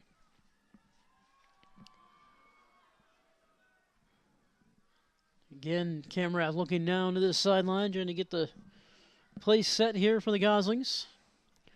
He's going to have 2 receivers to his left, 1 to the right. The tight end, Cameron Crowns, is on the line. See if he motions over. Not this time. Camrath back to pass. He looks deep. He launches it, and he's got Fent, but it's just slightly overthrown. And an incomplete pass on 2nd and 9 will set up 3rd down and 9 from the 49. 2nd down is always a good down to take a shot on, so I'm sure that was the thought process there for the Goslings.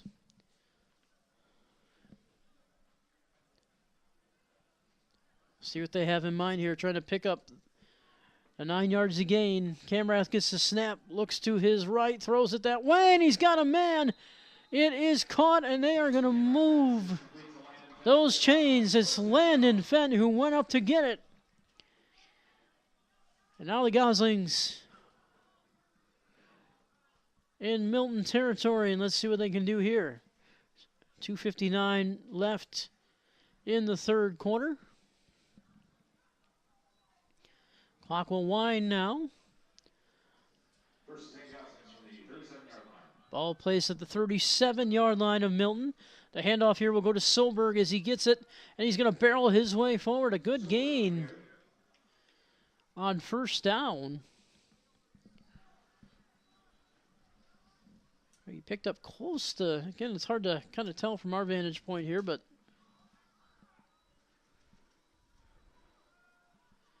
close to 5, that's what they're going to say. 2nd and 5. Camrath looking back to the air, and he's got his man. That is Cameron Kranz, the tight end, making the reception on the near sideline. And the first down once again for the Goslings, moving the chains. 2:21 remaining. Again, plenty of time here for Watertown to put something together.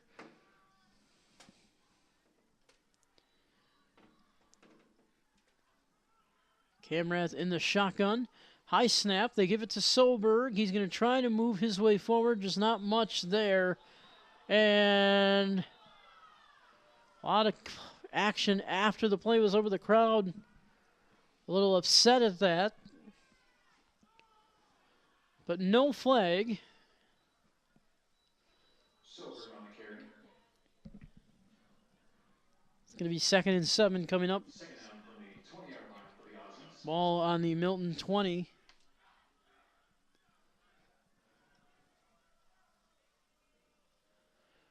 Camrath will go up to the line and get the play set. 2 receivers to the left, 1 to the right, and his running back Solberg to his left. They do fake it, and the throw.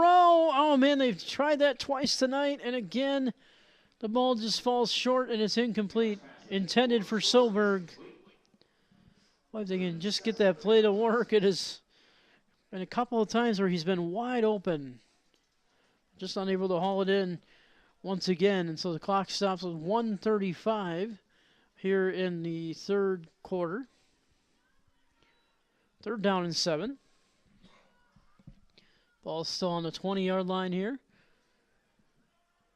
Kranz motions across for the Goslings. Camrath gets the pass and looks, and it is a flag came in. Pass is incomplete. We'll have to see what the flag is. Came in from the far end.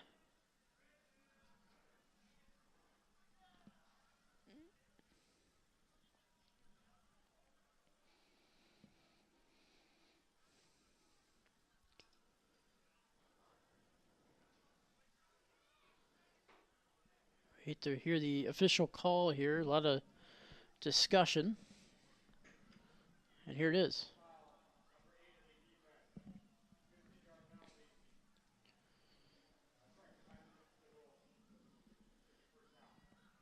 Oh, so a big flag there. A personal foul call on Landon Bailey, the senior safety. That is a big mistake. And now it's going to be an automatic first down for the Goslings. You heard it said there, half the distance to the goal. Good to see Brady Schauer up and walking off under his own power here.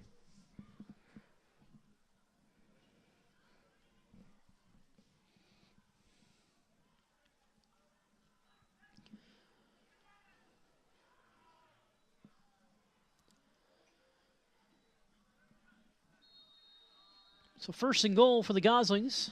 First and goal, Goslings from the 10-yard line after the penalty. Ball is on the 10. Kranz is moving over as Camrath looks over to the sideline to see what his coach is calling. They'll get it set up here once again on a 1st and goal with 1:31 left in the third quarter. And whistles are going to stop this play, and I think the Goslings moved early.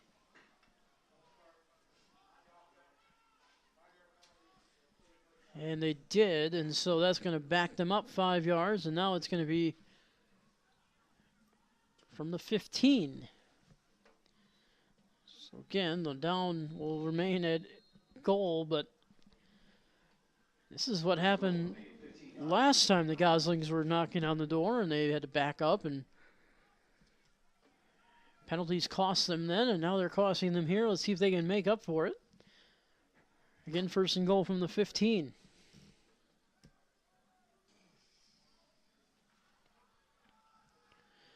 High snap. They fake the handoff. The throw is caught and into the end zone for a touchdown is Zach Shear. What a season he is having. 2 touchdowns on the evening. And just like that, the Goslings are right back in this game. Davis Cashin will try to add the extra point. He missed the extra point the first time, hit it off the crossbar. Excuse me, off the left upright, rather. Now let's see if we can sneak this one in. The kick this time is good, and now it is 16-13.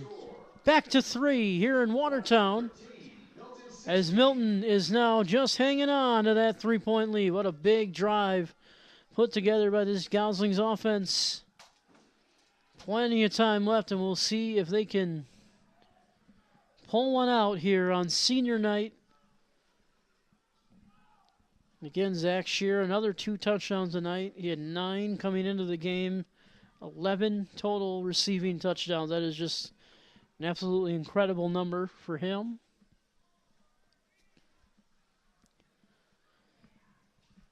So we will see what Milton has in store to answer. But once again, we were talking about these seniors tonight. Hudson Frederick, another one. He is playing tonight. Good to see him back out there. Brady Shower, we saw him go off the field. Of course, he also said beating Oregon was his favorite memory. And, yeah, I'm sure, you end a losing streak like that, and it's going to feel good. So I'm sure a lot of these players did say that. Davis Cashin's going to set the tee up and the ball on the 40. And he's going to get set to send it away.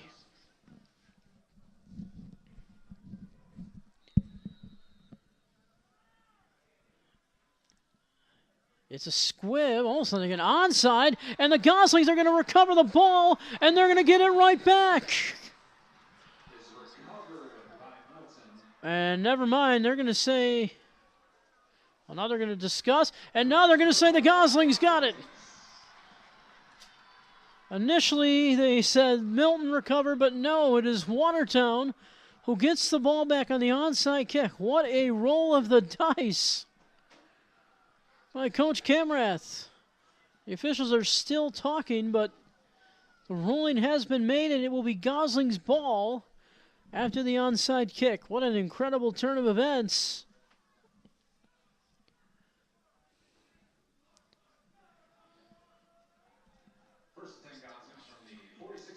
46-yard line is where the ball is. It'll be a 1st and 10 there.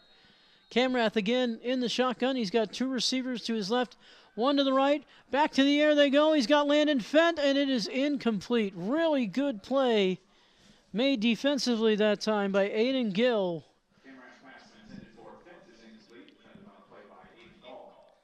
Almost got that ball out of reach of Aiden Gill, but he made a great play to knock it down. It's going to be 2nd and 10 on the 46. Goslings looking to pick up win number 2 on the season and end this year on a high note at home.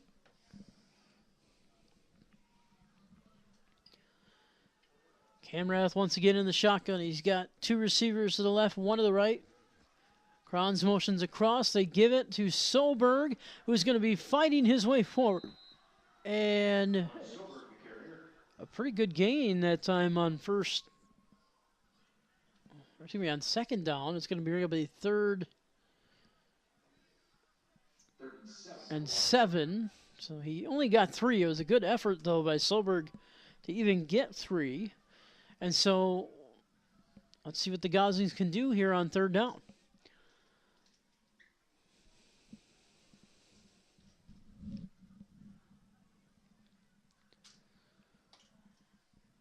I have a feeling this drive will not be stopping here either way based on where they're at. They fake the handoff. Camrath goes back to the air, and he, is going to be sacked, and that is the last thing they needed. And so after the onside kick, it's now going to be a 4th down. Trying to see where they're going to spot the marker here. It looked like maybe back at the original line of scrimmage. 4th and 10 for the Goslings. And it is. So 4th and 10. And they're going to go. Didn't really expect anything less. They gambled with the onside kick and now going to go for it on 4th and 10. Interesting decision here. Camrath in the shotgun once again. Man motions across. They fake the handoff. Camrath rolling. Almost in trouble. Launches a pass, and it's incomplete. Landon Fett had it, and he dropped it. Man, big opportunity to move the chains, and he couldn't hang on. And so it is a turnover on downs. And Milton is going to start with the ball. Pretty good field position here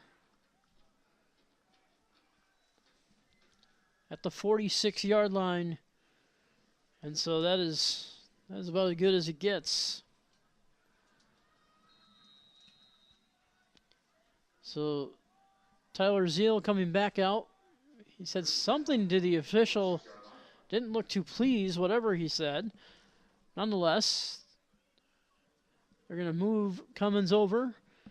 And their leading backer, Bundy, is returned to the game. Zeal is going to look deep left side, and he overthrows out of bounds his intended receiver. That was Vinny Churchwell. And it'll be 2nd and 10 from the 46-yard line. 16 seconds left here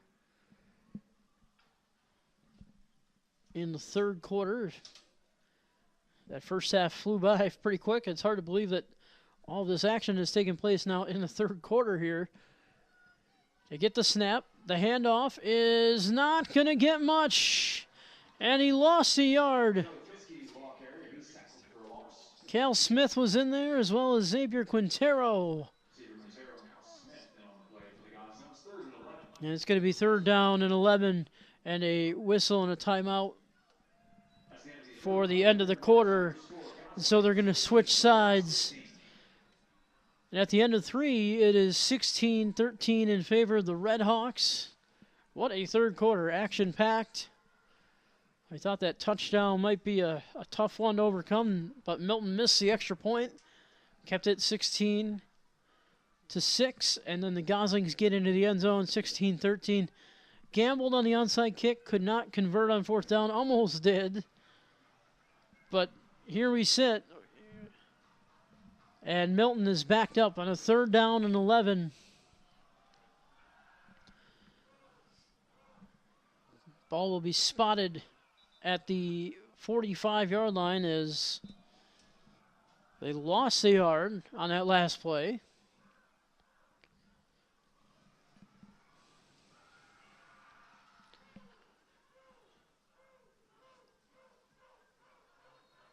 So here we go. As we get set to start the 4th quarter, the student section is fired up to our left. Zeal gets the snap, looking. His receiver fell down, still made the grab, but they're going to say, well, they're going to say he did catch it, but he's still short of the 1st down. It's going to be 4th and about 1. And there's no doubt they're going for it here. And they're going to try to extend this drive. And the student section may try to get a little louder here on this 4th and 1. Try to see if this Goslings defense can get a stop. And the sneak, quarterback sneak by Zeal. The officials running in. It looks like just beyond the 1st down marker. And so they're going to give it to him. And that is going to move the chains, I think. Depends where they do spot it. Still waiting. No movement from the chains. Either they're right on the line to gain or just past it. And I think they're just past it. And Milton is going to get a 1st down here. Certainly looked like he got it. That 6'3" frame of Tyler Zeal reaching across. Talked about their athleticism, and he can certainly use his size to his advantage. And he did so on that play. Zeal's going to line up in the shotgun again. He's got two receivers kind of bunched to the left. They're going to give the handoff here, and once again going backwards. Christian Robles was in there once again.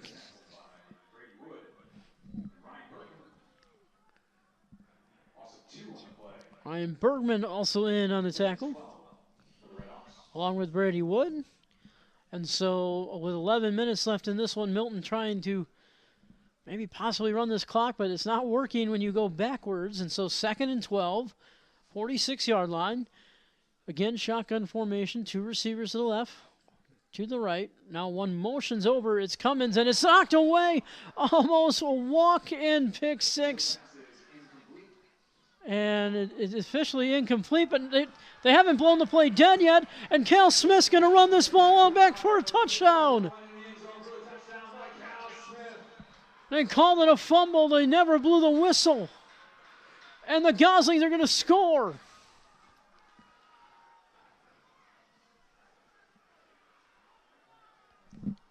So, just for clarification on that play, it looked like a pass that went backwards.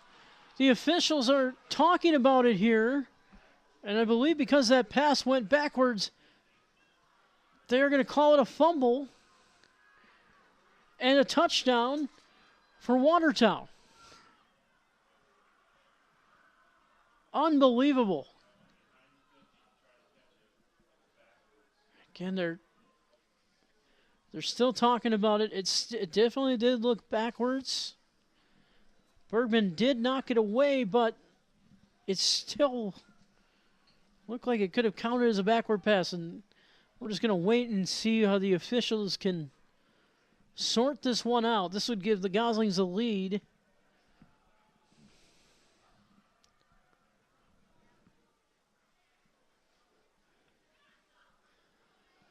They're still discussing. Feels like every indication right now is that the play might stand, but this is a long discussion here. No benefit of instant replay and things like that, so here comes the official decision.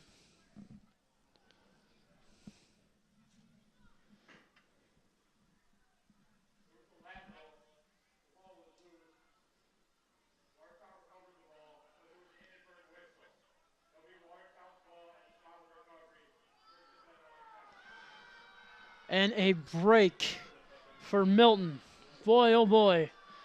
So, officially, it's ruled a fumble after the lateral pass. However, there was an inadvertent whistle that stops the play. And so the Goslings are going to get the ball at the spot of the fumble. Wow. Crowd is not happy here. That would have put the Goslings up, and now instead they're going to have to start with the ball. A lot of discussion, a lot of fans yelling here, understandably so. That's one of those plays that can go. Now they're trying to decide where the fumble occurred. That's another part of the battle. They're still moving up.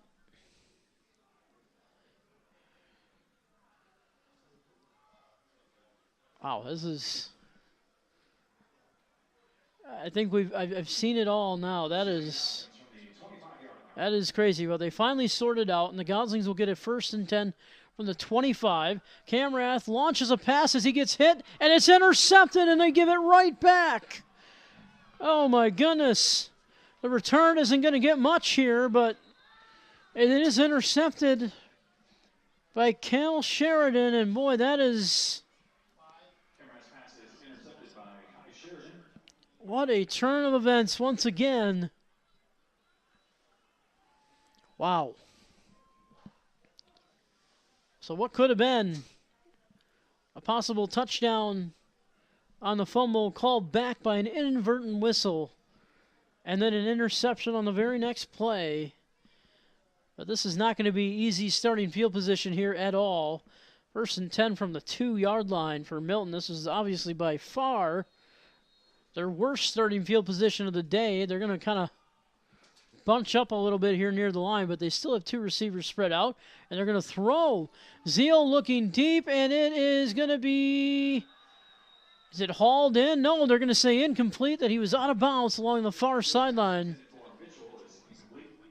Sloan Cullen was in coverage on that play. And it's going to be 2nd and 10 from the 2. I'm surprised they didn't run it there. Just try to get themselves some breathing room maybe, but they have not, you know, I think a part of that is they haven't been able to run the ball all that well. They've been going backwards on a lot of plays here, especially in the second half. So 10-16 remaining, and a 2nd and 10 from the 2-yard line. Zeal gets the snap. Boy, oh boy. More trouble. Flag comes flying in. Not much. Maybe 1, but we'll see what the flag is. So hold everything. Early indication is that it's against Milton.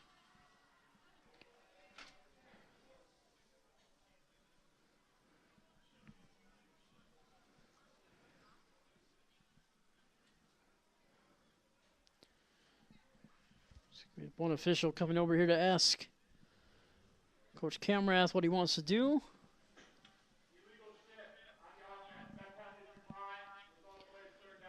So the legal shift, and they decline it to make it 3rd down and 10. Ball is still on the 2, understandably so.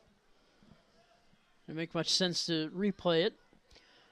They will wind the clock with 10:07 remaining here in regulation. Again, in the shotgun is Tyler Zeal. He's going to roll immediately to his left. Throws on the run, and it is caught and a 1st down. Or did they say he... Yes, he did catch it. It is Reese Jones on the reception, the running back. Again, using the athleticism on offense to move the chains. That's a big pickup and a good play call for Milton, and it's going to be now 1st and 10 on the 13. Zeal once again in the shotgun. Man comes across. Handoff here is going to gain maybe... Actually, I'm sorry, I'm looking at the wrong spot here as Frisky moves the chains pretty well on that drive. It looks like they're going to get 5. Bergman was in there on the tackle. Might have gotten 6, actually. We'll see where they officially mark it. They'll say 5. And it'll be 2nd and 5 coming up from the 19. Again in the shotgun. The clock is at 9:24. And this carry is going to get them the 1st down. And once again, we'll move those chains forward. It is once again Charlie Fitzke, the sophomore running back. Feels like it's getting a little harder to see as the rain has kind of died down. The wind is still very evident. And once again, shotgun formation here with 2 receivers to the left. The handoff this time is maybe going to get a couple of yards. We'll see where they end up spotting it. Looks like it'll be spotted at the 30-yard line. So it'll be about a 2nd down and 8 coming up here, as he only gained a couple that time. 7 or 8, give or take. It's almost right in between the marks, but it'll be on the 25. The handoff here again will go to Charlie Fitzke, and a flag comes in late. A lot of chirping. If that's against Watertown, that'll be a tough one. A lot of chirping. It's definitely going to be unsportsmanlike after the play.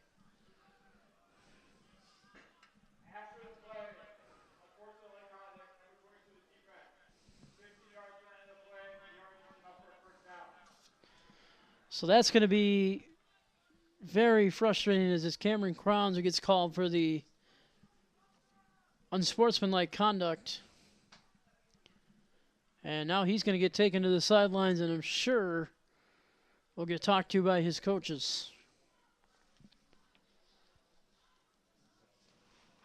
Tucker Pyrick checks in for Kronz there as they're going to move it up 15 yards after the spot.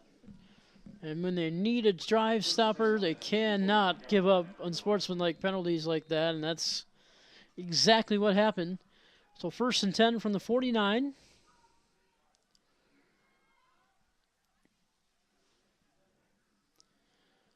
They give it on an end around. It is Hill, and look out. Braden Hill on the left sideline, a big gain.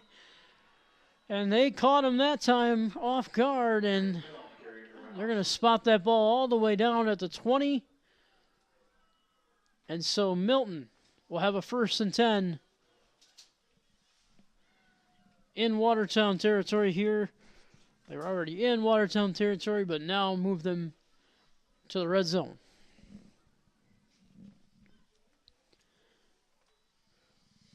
Getting ball on the 20-yard line here. Still 1st and 10. They give it up the middle. Like Charlie Fitzke was the ball carrier. Braden Holman was in there to make the tackle. They give him 1 and it's 2nd and 9. You got to go back to that inadvertent whistle that cost the Goslings a touchdown that is huge. And Milton started this drive at their own 2 after the interception, and they are slowly but surely moving down the field. Ball on the 18. The handoff here goes to Fitzke again, and he is laid out, but picked up a good play. Oh, man, and flags are going to fly once again afterwards, and we'll have to see, and that's never good. Once again, an unsportsmanlike, more than likely coming in, or a personal foul. And this might be against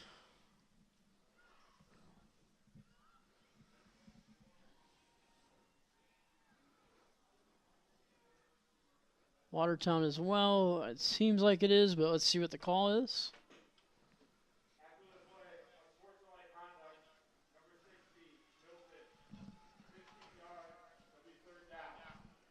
Wow, so a huge call backs Milton up, a personal foul. So the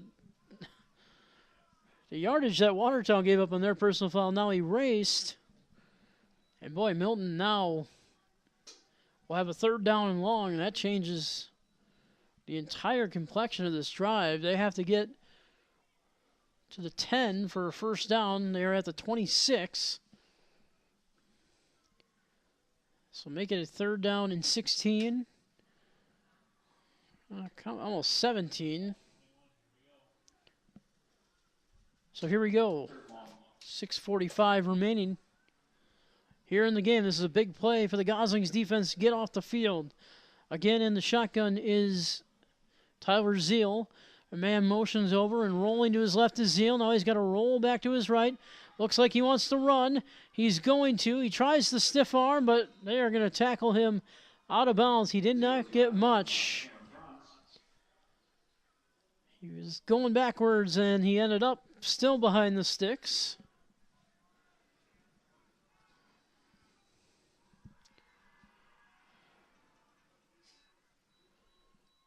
He really was trying to get back to the line of scrimmage, or they're going to spot the ball at the 25-yard line. So he's only going to get himself a yard, and now it's going to be 4th down and 16 as the crowd gets loud here. And a big play. This could be the deciding play. The throw by Zeal is incomplete, and the Goslings are going to take over. Wow, 6:21. Let's see if this Goslings team, especially these seniors on senior night, have one more drive in them to give this team the lead. Plenty of time remaining. And let's see if they can write a special ending to their chapter here at home to end the season.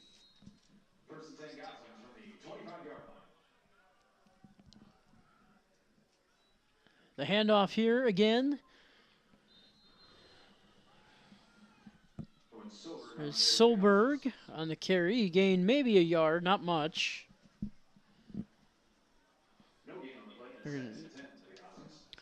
Officially, they say no gain, so 2nd and 10 coming up here from the 25-yard line. Camrath in the shotgun. He's going to look to his left. He launches one deep, and it is hauled in. What a catch by Zach Shear. He had a man-to-man once again against Kai Sheridan on the sideline, and Zach Shear went over to get that ball. And the Goslings now have a first down, and they are making their way in Milton territory just slightly. Ball at the 48-yard line here. So again, Camrath will look over to get the play call. Once again, we want to thank you for tuning in here tonight. Brandon Simmons, our producer. Ethan Buss for you here from Watertown TV. Again, shotgun formation. We've had a good one tonight. They give it to Shear on the end around, and boy, oh boy, that is not good. He is going backwards, but a flag is down on the play. And it's down by the line of scrimmage, which is never usually a good sign for the offense, but let's see. It is on them.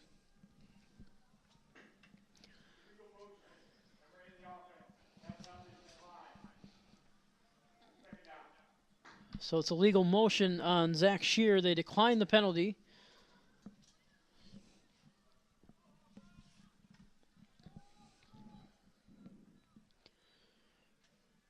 Which should make it a 2nd down and 15. The loss puts them back at the 48, their own 48, rather than inside the Milton 48. So big switch there. Camrath's in trouble. He has to throw it, and it is going to be incomplete. And this has kind of been the common theme here. Every time they start moving the ball and get into Milton territory, all of a sudden we see a penalty that pushes them back or a loss of yardage. In that case, either one would have backed them up. And now it's 3rd and 14. Camrath looks to the left side. He throws. He's got Shear. Oh, and he couldn't hang on to the ball. Sheridan was there, but he slipped, and it looked like Shear was going to have a walk-in touchdown, possibly, but he couldn't haul it in. And it's 4th down, and now the Goslings are going to have to punt with 4:49 remaining. And they're going to try to rely on their defense to get them one more big stop. And again, you got to wonder if the conditions weren't like they were, high winds, rain. Would this game be the way it is right now? I mean, who knows? Zach Shear will punt it away. Sort of a low punt, and it was loose, and the Goslings have it. A fumble on the return, and the Goslings are going to get the ball.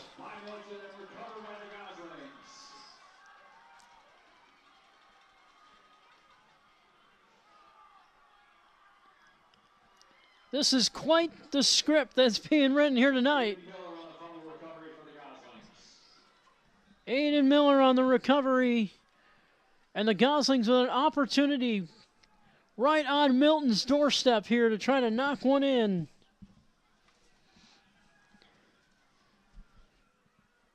It just seems like they've had opportunity after opportunity, but now maybe none bigger than this. And of course, that touchdown that was erased with the inadvertent whistle is huge, but it happened. It's over. Now you got to try to move on here. Still 4:39 remaining.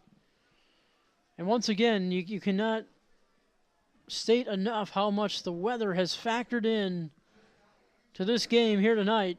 But both teams are battling it. And it's just going to be a matter of who slugs their way to the finish line here. And now what is...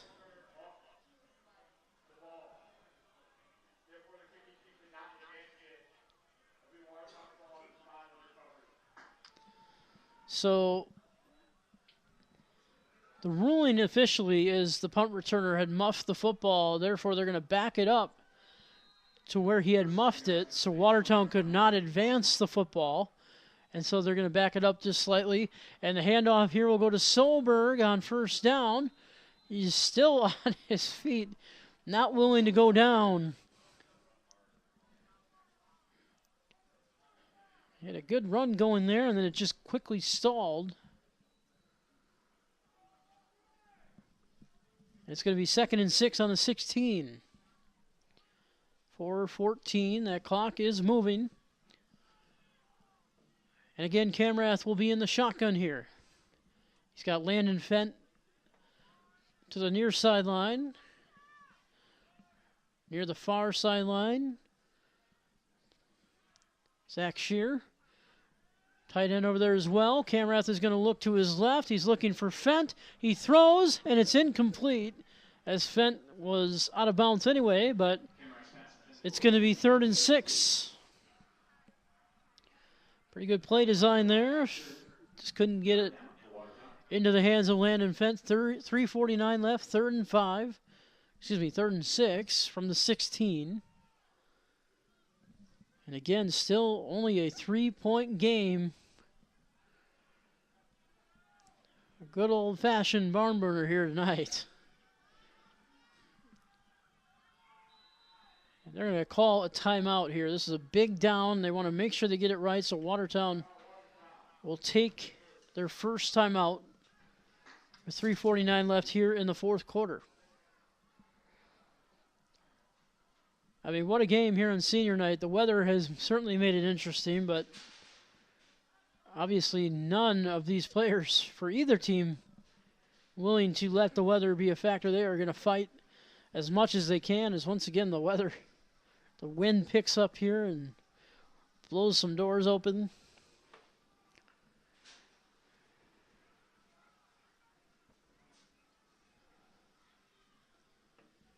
It's been quite a game here tonight. Again, the muffed punt set the Goslings up in this situation, but got to find a way to capitalize.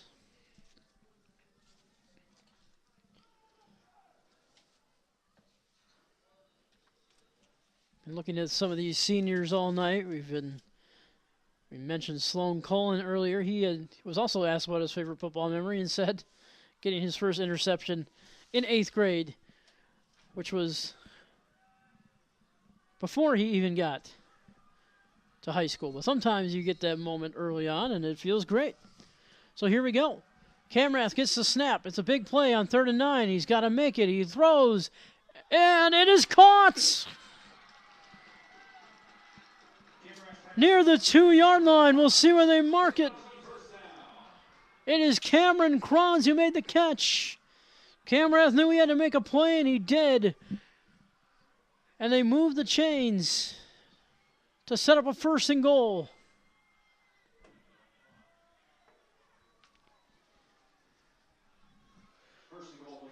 Camrath will back up again in the shotgun. Solberg to his left. It was a high snap. Might have threw the run off a little bit. Did he get into the end zone? We'll have to wait and see on the official call. I think he's short. And I think the snap that came in high was the reason. And now they're going to say touchdown. And so the Goslings have taken the lead with 3:14 left. No inadvertent whistle this time. And nothing was going to stop them, not even the high snap, from punching one in.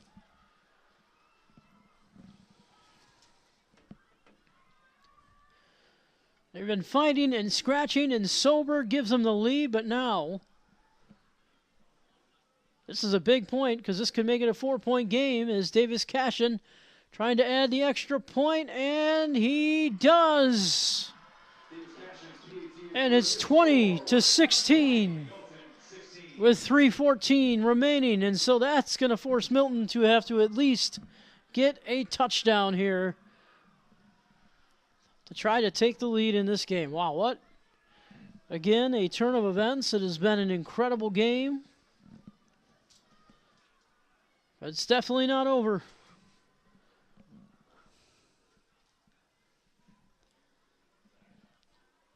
So again, the muff punt set that drive up for the Goslings. But I think the play of the drive was definitely Camrath finding Kranz there on third down and making that play happen. Giving them an opportunity to punch it in from the 2.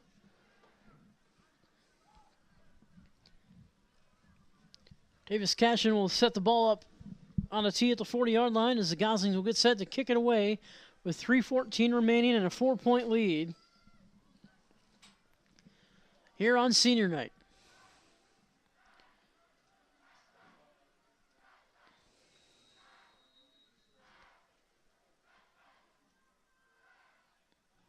And Cashin was kind of a pooch towards the sideline, and that's going to... Did they down it, or are they... Out of whistles on that far sideline. Flag came in, I think... It's interesting because technically, if that flag is for the ball out of bounds, it would put the ball at the 35, but let's see...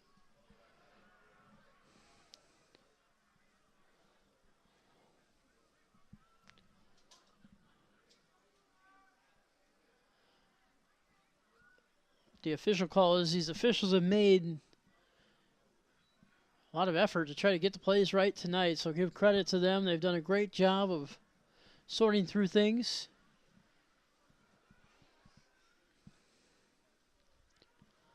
There not be a kick out of bounds at all as the discussion continues.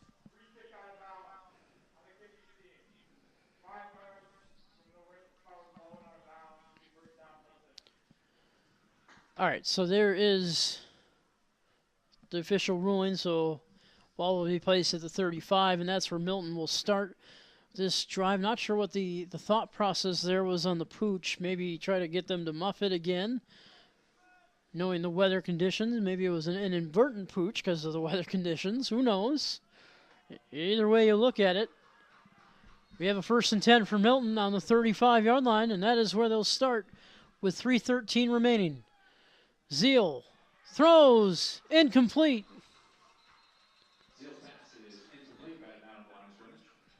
That ball was batted down. And now it's going to be 2nd and 10. Let's see if this Goslings defense can put a nice bow on this one. And if Christmas come early. Very early. Still only October. 2nd and 10. 35-yard line. Zeal rolls to his right. Throws. Has a man on the reception. And he's going to be wrestled out of bounds.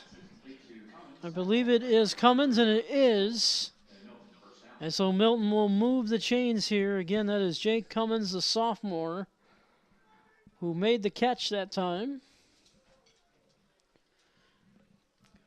Cummins is another one of those versatile guys. He's actually listed as a quarterback. Comes in and plays. We saw him throw the ball earlier in the game. And now with 2:45 remaining, ball will be placed on the 49 for a 1st and 10 for the Red Hawks. Zeal to pass again. Rolls left, throws, and out of reach for his running back. And it's going to bring up a 2nd down and 10. Braden Hill was the intended target. Hill is one of those hybrid players. We see him running the ball, catching the ball. A lot of times he'll do the end arounds. But now a 2nd down and 10 from the 49. 2nd and 10 for the Red Hawks. Zeal once again in the shotgun. He's got 2 receivers bunched to the left, 1 to the right. Zeal looks left, now turns back right, steps up and lofts it, and it's incomplete, almost intercepted by Cal Smith, but he couldn't hang on. And that might have iced it, but there's still a lot of time. I mean, 2:29 is a lot, but it still brings up a very important 3rd down and 10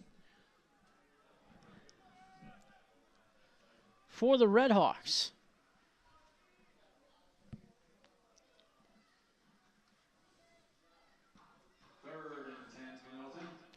Zeal will once again be in the shotgun. Tight end Cummins motions across. They fake it all the way around. It's a handoff on a pitch and a first down maybe. We'll see where they mark it. Yes, they will get the first down just by a sliver. Cal Smith made the tackle. I believe they're going to give him the first down here. And yes, they will. They finally do move the chains. And so this drive continues. 2:22 remaining. They'll place the ball on the 40-yard line of Watertown. And it's a 1st and 10. Boy, this is... might become a battle with the clock soon. We'll see. Zeal now flips it outside. The catch is made. It is going to be Reese Jones on the reception. He gained about 5. They're going to give him 4. Holloman on the tackle. We have a whistle and a timeout. I think Watertown called a timeout. Actually, we have an injured player down, and that is what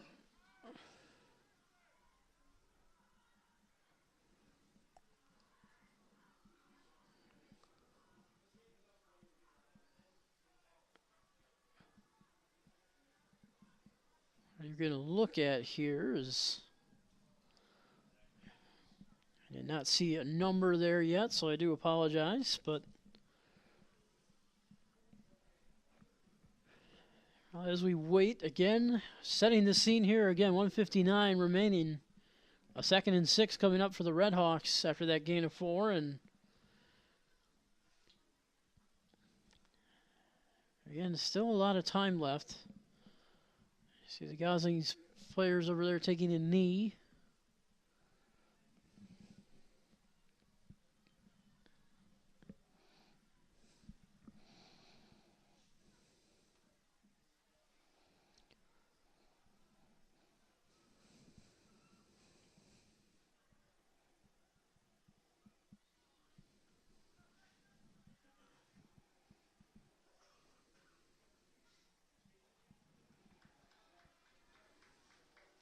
Ryan Bergman, who has played extremely well,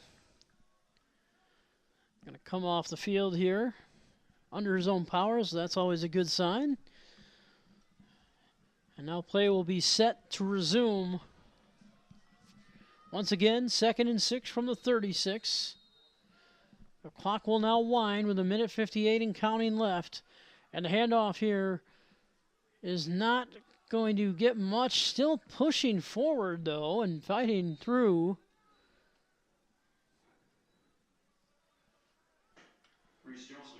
Is Reese Jones. And a timeout called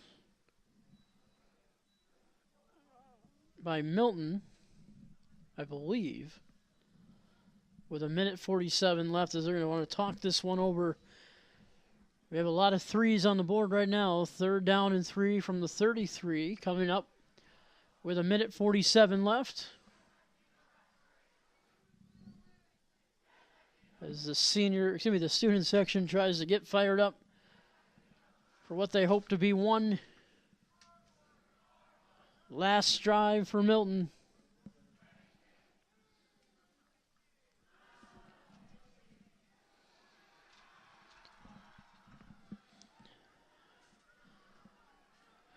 So here we go.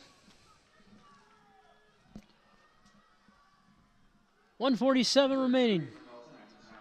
A 4-point lead for the Goslings. Milton needs a touchdown if they're going to try to win this. And they give it to Cummins, who slips and falls. I don't think he got the first down.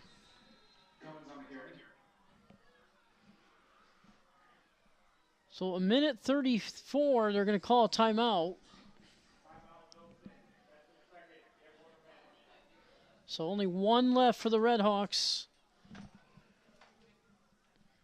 And it looks like it's still going to remain 4th and 3. It's just an incredible game. I mean, the field conditions are certainly a factor, but The muffed punt led to the touchdown for Watertown. So here we go. This could be it. 4th and 3 from the 33-yard line. 1:34 remaining. Milton comes out again in the shotgun. The crowd is going to get loud here for what they hope to be the last play of this possession. Zeal will throw it to the left. He's got his man near the marker. They're going to get the first down. And the last timeout for Milton, I believe, is going to be called here. No, it's not. They're going to wind the clock. With 1:23, Zeal rolls to his right immediately and throws on the run. Pass is caught. And again, getting up quickly is Hill. 1:12 and counting, and here they go, rolling and rolling. 2nd and 5. 1:04. Zeal gets the snap. They hand it off. And, uh-oh. Tackled by Smith out of bounds. It was Jones on the carry. Looked like a close to a horse collar tackle, but that's a kind of a nice break for Milton because the clock stops. It's going to be 3rd and about a long 2 with 56 seconds left here in regulation. And for this game, it really does come down to touchdown or nothing for Milton. Let's see what happens. 3rd and 2. Zeal looking right, throwing right, has a man. It's caught. First down and more, and spinning out of bounds is Ethan Mitchell. And they move the ball inside the 10.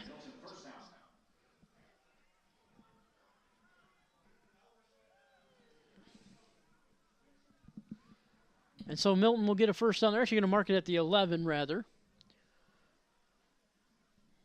So this is down to the wire. 50 seconds. Again, good play and execution because it gets them out of bounds.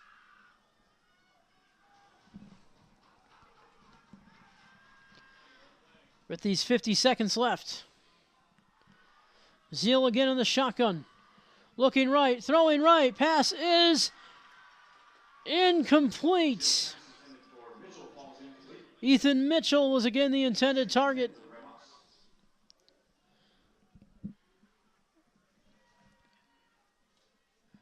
And now it's going to be 2nd and 10. Ball's at the 11, so they could get to the 1 technically to get a first down, but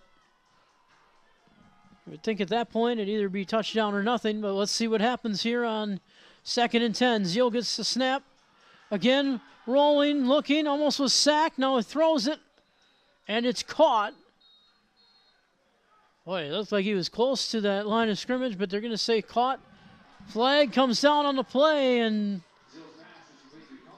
let's see if he did step over that line of scrimmage.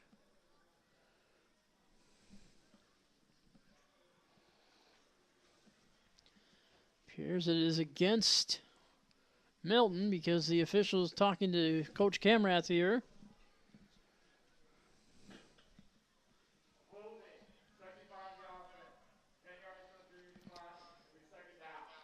Wow, so it is a hold instead, and that is a big call. That's actually going to back them up 10 yards to the 21. Still going to remain 2nd down, however, so it's going to bring up 2nd and 21 from the 21. I'm sorry, 2nd and 20 from the 21, rather. Man in motion is Hill. Immediately rolling to his left is Zeal. He's going to try to make something happen with his legs. Still on his feet before he's knocked out of bounds. Tight play over there on the sideline. They drop the chains.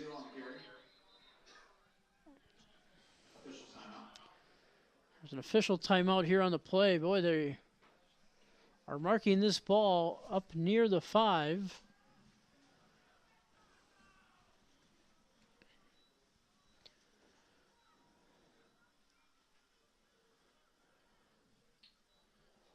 It looks like it's going to be a 2nd and it's going to be a 3rd and 6 rather, coming up from the 7. So a big pickup there. Makes it a 3rd down and manageable. Again, they only need to get to 1, but ideally you're probably going to get a touchdown at that point, but who knows. 29 seconds remaining here.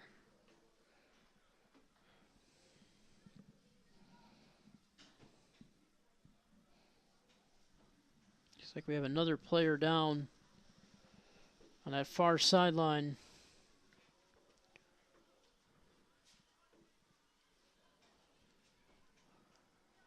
For the Goslings.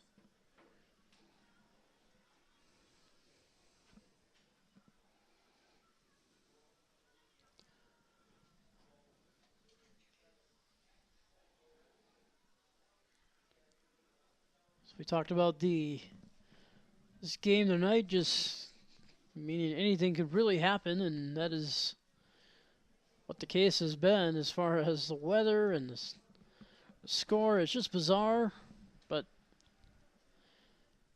take it for what it's worth. This game is going to come down to what appears to be the last play, but obviously right now the focus will be on the injured player.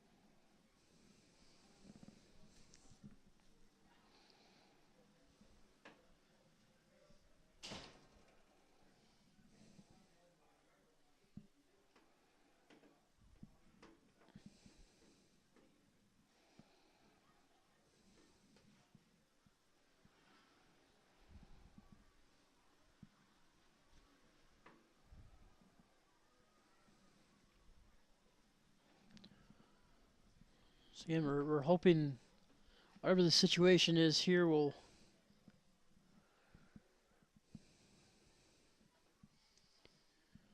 be okay, but this is a long wait, and that's, I want to make an assumption here, but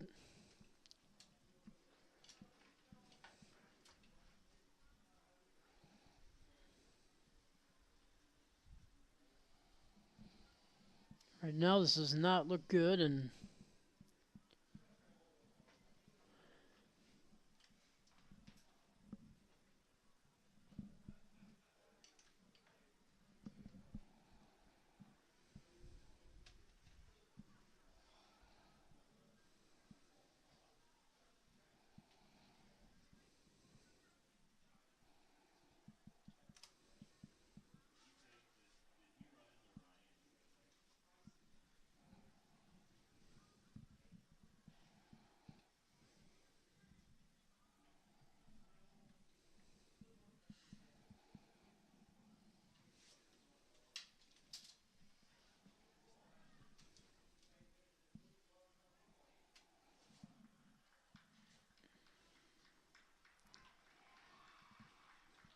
so the injured player will be back.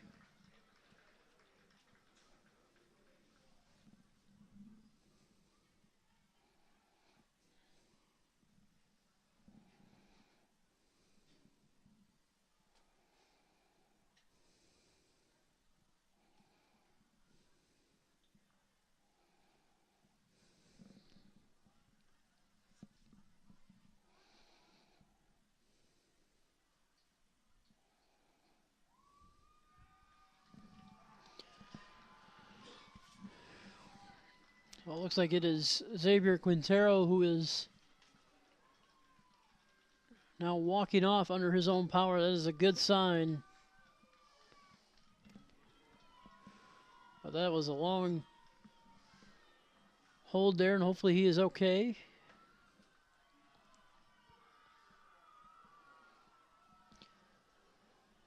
So we're going to reset the script for you here a little bit once again. It's going to be a 3rd down and 6. Ball on the 7-yard line, 29 seconds left. As we wait for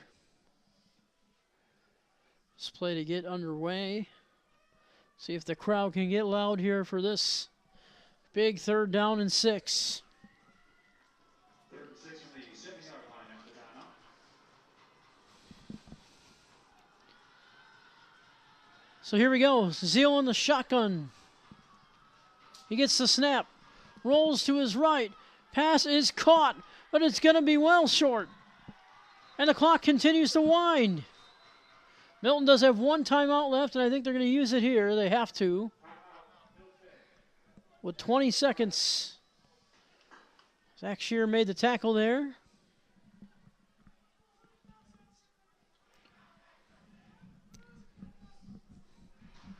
Once again, it's a 4-point game, and they need a touchdown. A field goal obviously will do nothing in this scenario.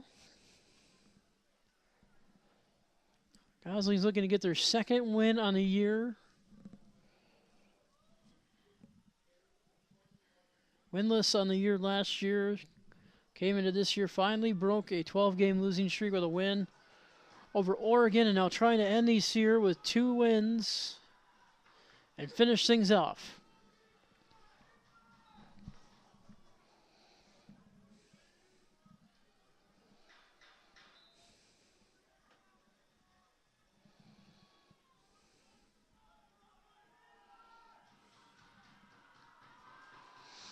So here we go, as the crowd will get loud on a 4th and 4. It comes down to this, with 20 seconds left. Zeal's going to line up in the shotgun once again. 2 receivers to his left, 1 to the right, tight end in motion.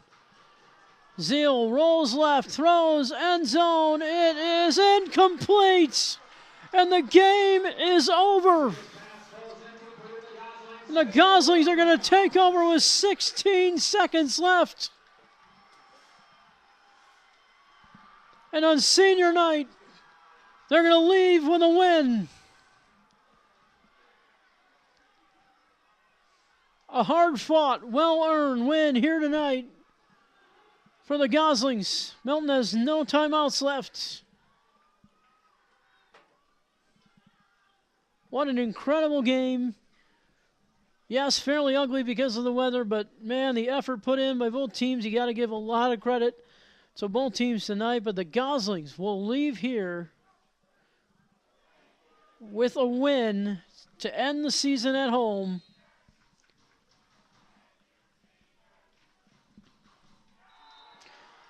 And that'll do it. So the final score here tonight from Watertown is going to be the Goslings 20 and the Redhawks 16. What a game here tonight. Absolutely crazy. So it was set up tonight with the muff punt. That led to the Goslings getting in the end zone. Owen Soberg gave them the lead. And a hard-fought defensive effort up until the end. A 4th and 4 conversion. No good for Milton, and this game ends with a knee and a victory formation. So the Goslings will win, get their 2nd one of the year. And now the wait for high school football will be on the playoffs and the seeding, and we'll see what happens. But once again, congratulations to all the seniors tonight who played very well and getting a win on their last home game. Well done. But once again, the final score here from Watertown High School, the Goslings 20 and the Redhawks 16. Thanks for a great season, everybody. For Ethan Buss and Brandon Simmons, have a good night.